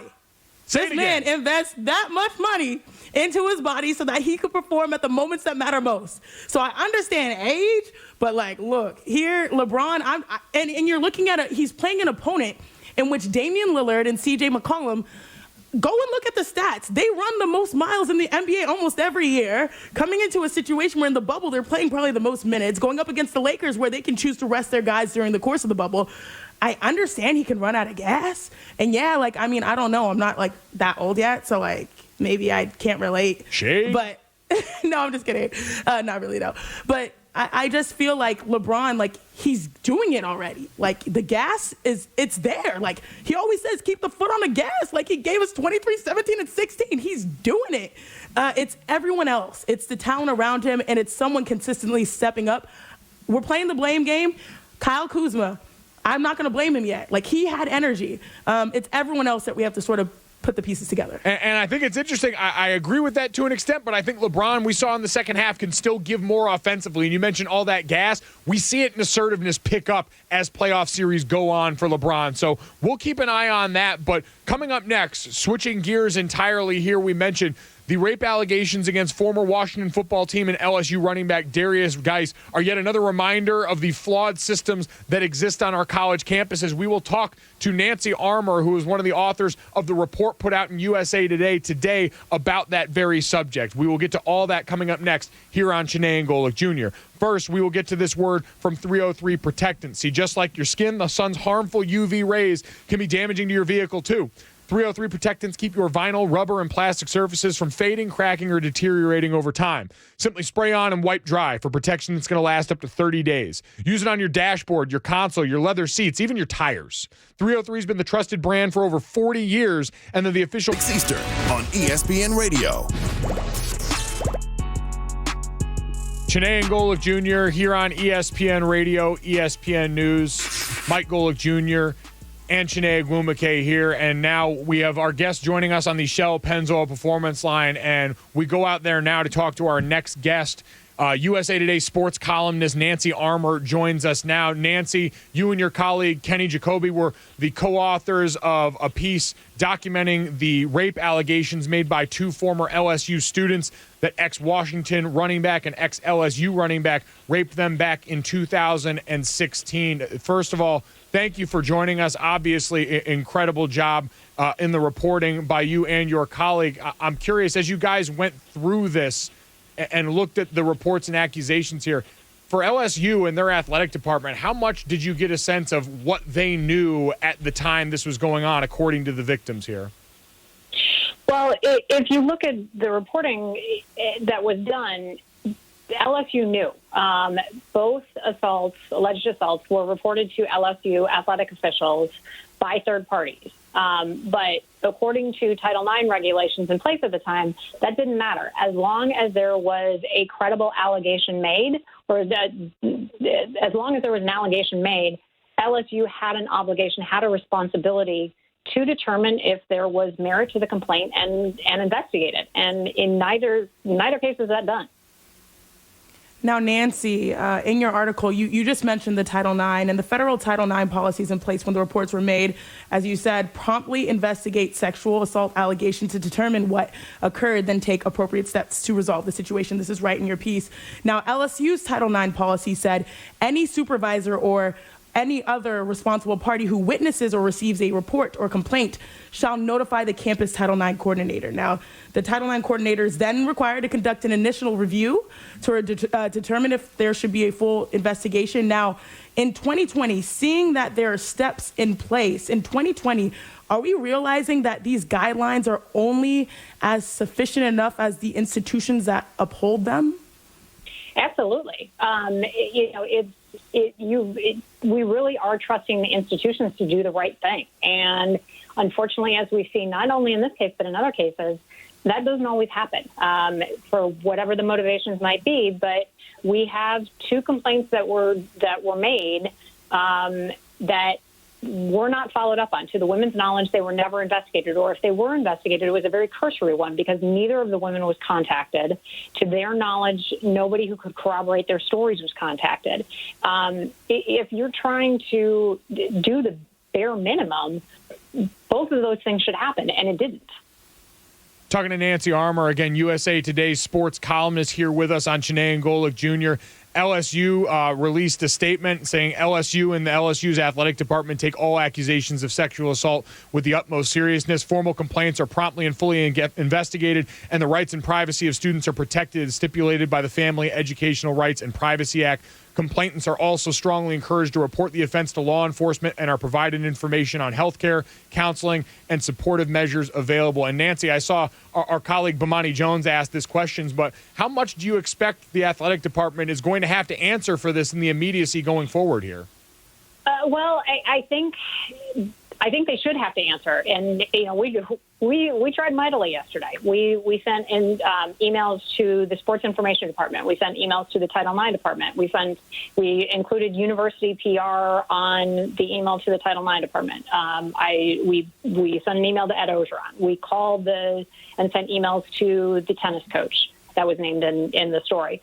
So we tried, and we gave them an entire day, and that statement was all we got back. And I think that when you look at this was not simply the word of these women. There were multiple people who they'd either told at the time or shortly after. And the fact that LSU didn't look into it, I think that should be some expectation that they have to explain themselves. Now, I think, over the past week or so, we've been really talking about student athletes and professional athletes and how, each distinction handles situations differently. And in your time investigating and also reporting on this, have you seen the differences, right front and center in handling such allegations, at the collegiate level? Have you seen the differences between the collegiate and professional level? And what are your takeaways from that? I think we've got a lot of work to do in both the professional level and college level, unfortunately. It was encouraging to find out that the Washington football team had been looking into the one woman's investigation. They met with her over Zoom for more than 3.5 hours on August 6th, which was the day before Derrius Guice was released. So that is encouraging. Unfortunately, that's not typical, or we don't hear that often. Too often it's failures or failings. And this is unfortunately the story at LSU is not unique. We saw this with Baylor. We've seen it at other institutions, and we need to start taking seriously. And this goes beyond sports, but we need to start believing women. And when they say that they've been assaulted, we need to believe it, investigate it, and provide them with the resources to help them recover from it. Nancy, you mentioned going forward and what we need to see happen now as it relates to these allegations, as it relates to certainly the other charges that Derrius Guice is also facing after his termination in Washington here. What do we expect to happen next proceeding with all of this? Well, we know that Washington has dropped its investigation. He's no longer on their roster, so it has become somewhat of a moot point.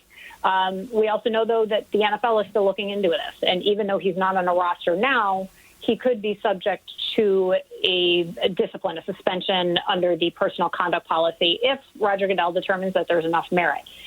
If he does decide that, what the allegations from LSU could be used as, or could be considered as an aggravating factor, which could add games to his suspension.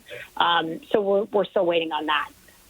As far as LSU, it really, a lot of it is going to depend upon public pressure and public outrage. Is this something that is going to anger people enough to call LSU to account for it? And that's on us as the general public. Do women matter enough? Do stories of assaults and complaints of assaults, do we care about that enough to hold people in power accountable? And this is one instance of that.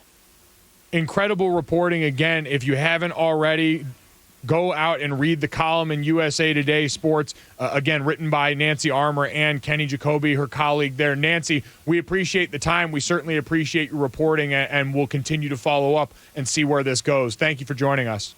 Thanks very much for having me on and for covering the story. Nancy Armour, again, USA Today sports columnist, joining us here on Chiney and Golic Jr. A lot to unpack there and some great information from Nancy that she's been reporting on.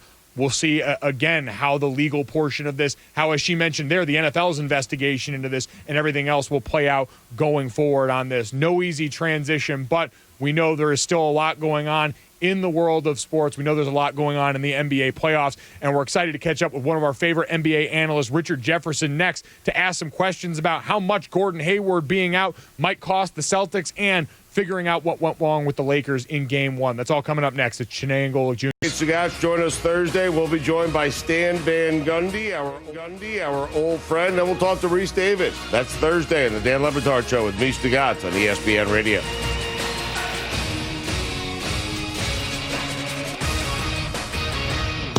Dan Lillard has been the most exciting player to watch in the bubble. Rip City, baby. Dame top of the key takes another deep three. It's good from Dame distance. It is game time in the fourth quarter. Every game we played since we've been here has been a playoff game, so that prepared us for a game like this. Watch out for Portland in the bubble. How much trouble are the Lakers in right now? I still think the Lakers will win this series, but I do think the Portland Trail Blazers are going to give them fits. Giving them fits already in bunches, and they all tend to originate with Dame late in the game. This is a classic here. Chiney Golic Jr. on ESPN Radio, ESPN News, Sirius XM channel. You know where 80. that song's from, though, right? Oh yeah, listen. All due respect, all praise where it's deserved. Chiney, rep for your city. We will not stop you. Yeah, thank you. We can only hope to contain you. 281-713-832. We're presented by Progressive Insurance. Guests join us on the Shell Pennzoil Performance Line, and we got a lot of questions about what to expect from the Lakers. And so let's go right to the man himself who can help us out with that. One of our great ESPN NBA analysts, Richard Jefferson, joins us now on the show. RJ, we appreciate the time, man, and a lot of people sounding the alarms after the Lakers lose Game 1. How concerned are you right now seeing what we got from an unbelievable LeBron performance that ultimately fell short? Well, look, let's first start a couple of things, right? Before the bubble started, who were the two teams that everyone said to watch out for? I would say the Portland Trail Blazers, and then I would also say the Pelicans, mainly because everyone thought that Zion and they were making a run. The Portland Trail Blazers were in the Western Conference Finals last year. Right, without Nurkic, they were in the Western Conference Finals. This is a great team. If anything, the reason why they signed Carmelo this year was because they were underachieving and they had some injuries, and they wanted to salvage their season from what would have been the worst season that they'd had in about 7 or 8 years. Okay, let's start there. This is a great team that they're playing against. And so for the Lakers, they understood this. They played hard. People are questioning the small ball versus the bigger ball, and the Lakers. The Lakers got, I think, 19 more shots. They just didn't make any of them. Now, do those guys have to make shots? Are there some tweaks? Are there some things that need to go on? Yes, but ultimately, that's going to happen over the course of any series. 1 game, 2 games, there's going to be, tweaks. But do I think they need to abandon their game plan and change things up? No. But I definitely think they have some tweaks that can help them. RJ, also a host of Road Trip in the podcast that I was just a guest on. You already know. I got to show your people some love. Shout out to Alex. Shout out to Chiney, I guess, right? Just, I guess. I guess. Whatever. RJ, since you have so much experience carrying teams to championships, especially teams with LeBron James, as a teammate. No, Thank you. I'm gonna flip the script, though, just to be devil's advocate. Playing alongside LeBron James, we've been seeing him desperately looking for a shooter. What tips can you give to these Lakers guys? I know our voices are on the airwaves, but how do you find success playing alongside LeBron and shooting the ball? Because it seems like it's way more difficult now than it probably was for you when you won your championship. Well, let me start with this. He had better shooters when we won a championship. You understand this. People make it seem like, look, Danny Green is one of the more accomplished playoff shooters that we've seen over the course of his career. Finals, playoffs, the guy knows how to make shots. Right? Is he a little bit older, half step slow? Yes. KCP, unproven. Alex Caruso, young. They don't have a lot of shooting. That has been a concern all year long. If we're going to reference our championship teams, I was a slightly above average shooter, but Kyrie is an elite shooter. J.R. Smith, elite shooter. Now I know J.R. was on this team, but also this was J.R. 5 years ago. We're all a bit older now. So I don't think that any of these guys need to learn how to play with LeBron. They just need to make shots. Right? They're getting great shots. They're getting extra shots. This man put up 15 assists with his team shooting in the 30%. If that means that if his teams would have shot in the low 40s, 42, 43, 44, he would have had 20-plus assists. So, I really think that these guys, one thing that I will say about Danny Green is I saw him getting a little trigger shy at one point in time, right? And that I just don't, Danny's got to fire away. Danny's got to be the guy that's 0 for 9. Danny, just shoot the ball. Don't, you are the threat of you making a shot has to be almost as great as you actually making a shot because you're going to open things up for other players. But don't start getting trigger shy on me. ESPN NBA analyst Richard Jefferson with us here on Chiney Golic Jr. And you mentioned the Blazers accomplished. We know going into this, that's a great seasoned team. On the other side, in the Eastern Conference, the Bucks lose to an Orlando team that I think shocked a lot of people in this process. How concerned are you about what we saw from the Bucks, especially on the defensive end against an Orlando team that seemed to be able to get home whenever they wanted in the second half? Well, again, like they said, they don't have to play in Milwaukee, right? Portland didn't have to come up to L.A. to play. So, like, I think that's a great equalizer. But I'm not worried about the Bucks at all. I'm far more worried about the Lakers and the Bucks. And understand this. Last year, that exact same Orlando Magic team are very similar with a lot of the same key pieces. They beat the Toronto Raptors in Game 1, the future NBA champions. I know where he's going. Do you think that but I'm just saying, do you think that they're nervous when they're playing against them? No. I just think that they are a team that has a level playing field. They're not as fearful because they have had some experience, and the Bucks, I think, are going to get better. The Bucks are going to get better. You already know what I'm going to say. Go ahead. You know what I'm going to say. Yeah. The Magic won Game 1, then they lost the next 4. So yeah. I get it. I get it. Yeah. RJ, when you think about teams outside of the teams we're talking about, the Bucks, the Lakers, the Blazers, what other team do you have your eye on? Like the Houston Rockets, James Harden went off without Russell Westbrook. Luka Doncic was impressive in his playoff debut. Donovan Mitchell, 57 in a loss, but I think Junior just got a win for the Jazz. What other team are you like, whoa, okay, I'm going to keep my eye on that? You know, it's tough. I would say my next 4 teams that I really, really like, obviously are the Clippers, who I think are going to win the championship because of their shot making and their defense. You know what area they don't struggle in? Shooting. And I love the Boston Celtics. The Miami Heat are the 2 teams that I want to pay attention to: the Boston Heat and Boston Celtics and the Miami Heat. And then over in the Western Conference, I still think the Denver Nuggets. Now they're getting blasted right now, right? They're getting blasted right now. But I like the Denver Nuggets' depth. I like their balance. You know, one area that the Denver Nuggets don't struggle in? Shooting, right? So like these are things that I like these teams just because I feel like they can cause some problems. They can upset somebody in the first round. One of those teams could beat a Milwaukee, could beat a Lakers, could beat a Clippers, right? If they run into them and they get hot. So I think those are the next 4 teams outside of the heavy favorites. The Toronto Raptors are included in the heavy favorite in the West or the Eastern Conference. RJ, you mentioned the Celtics. How big's the Gordon Hayward loss for a guy that's come back from so much and was playing so well? It's huge. I texted him and just briefly texted back and forth and just, telling him, man, it's like, dude, I really believe that your team has a chance to win a championship. I believe that your team has a chance to, get to the NBA Finals. Take your time. Get healthy. If you need a month, take a month. Just believe in your guys because it's huge. That's the reason why I picked them and why I really like the Clippers. They have depth at the right spaces. They have versatile shot makers. You got, Kemba Walker at the top. You got Jaylen Brown. You got Marcus Smart. You got Gordon Hayward. You got like you say. You just look at this team. That they're just so balance on the perimeter, and that's ultimately the way the NBA has trended, and they have such great balance. So to lose him, it really hurts your depth chart, right? His loss to them, in my opinion, is bigger than the Avery Bradley loss to the Lakers, and I think that loss is huge, huge. RJ, finally, our producer Shannon is a huge Knicks fan. With the draft lottery tomorrow, RJ, will you please say something nice about the Knicks right now? Oh, 100% I'll say something about the Knicks, man. They're still in the NBA. There is no relegation.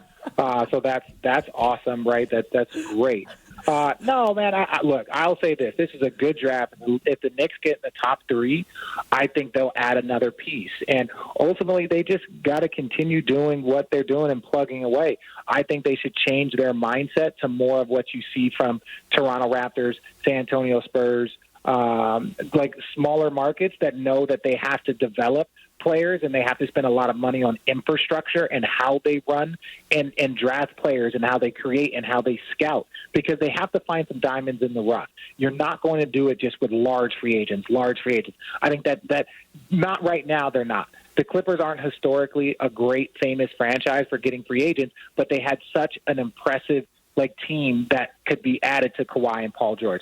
Same thing with the Brooklyn Nets. They're not historically known as this big market, fancy place let's say a Chicago, Miami, LA.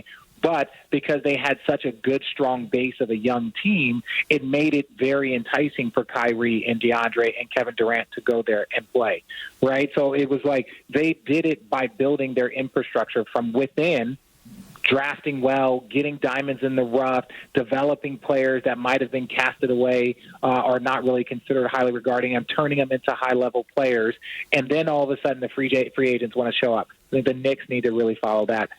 And if they do that, once they get that throne, it'll be very, very hard to take it away from them. It's RJ. You know you're going to get some Nets love on the segment. We all know that. Exactly. Great info as always. RJ, even minus the shade from Chiney there at the end. We appreciate it, man. We'll talk to you soon. Mike, man, I haven't gotten a chance to talk to you, man. Your words for your dad were amazing.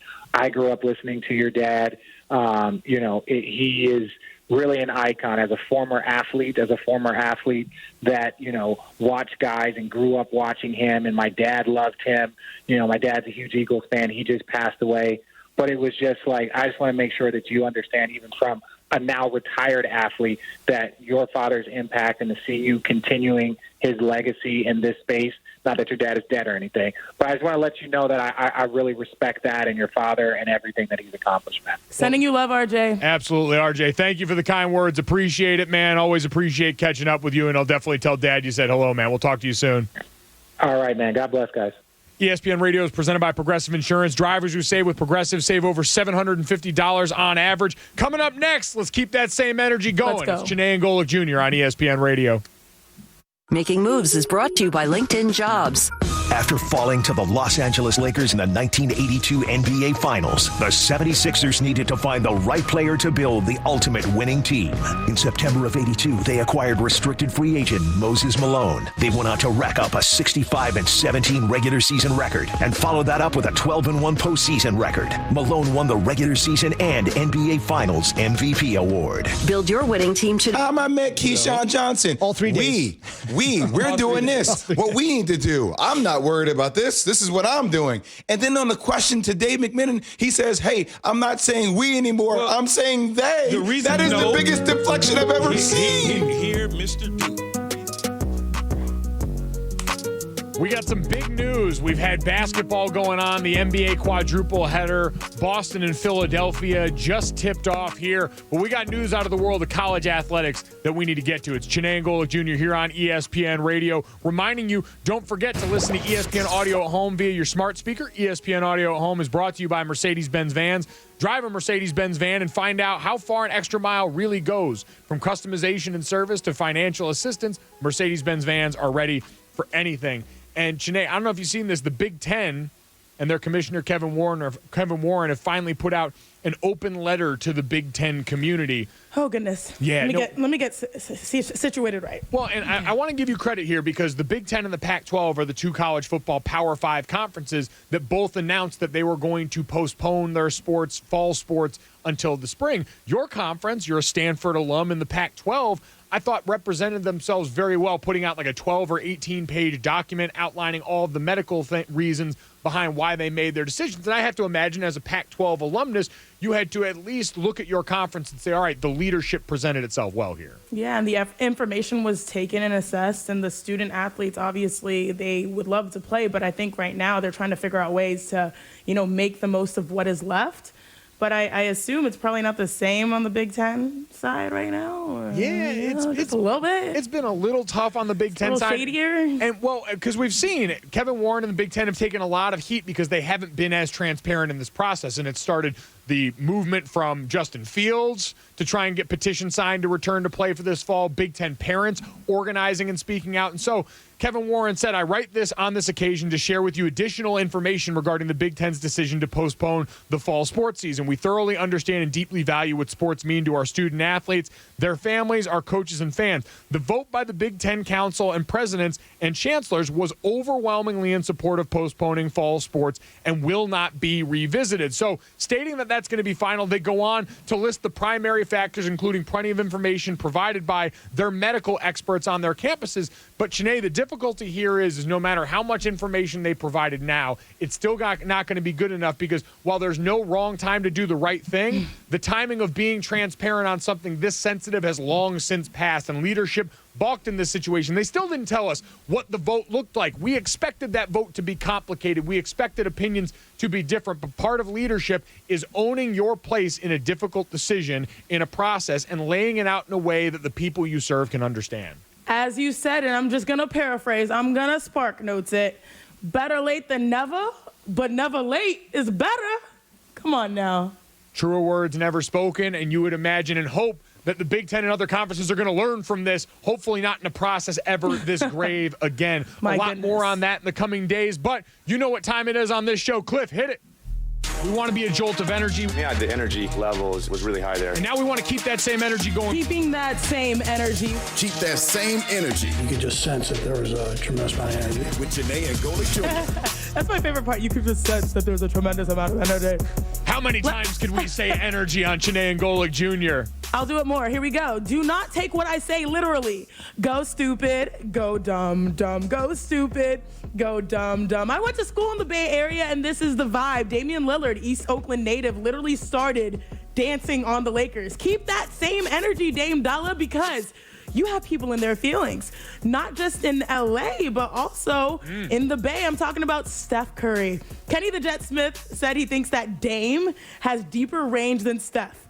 And of course, Steph did what he did and clapped back, saying that to Kenny, quote, he's big tripping right now. So look what you did, Dame. Having all the people put respect on your name again. Dame did it all over the place because in my version of keeping that same energy, I got to give a shout out to whoever has been controlling the sound, the in-arena sound, whether it's crowd reactions or music in the bubble. They have been in their bag, and that continued when Dame hit that shot last night because as Dame said in the postgame, they hit him with the East Oakland anthem in there, a little blow the whistle to get everybody going, to get everybody excited in this. And it fueled an entire team. And I have to say, this person has reacted to all the oohs and ahs, the boos and the moments that make basketball and all sports great in this, and gave us a bop in the meantime. And we all watched Dame Lillard vibe out to a big fourth quarter performance after this. Chiney, I know you feel it. I don't know if you guys are watching ESPN News, but, like, Mike Jr.'s grooving right now. I'm trying to see, like, the beats there. We all determined that you're the best wedding guest, and what else are you the best at? Whistling. Hey.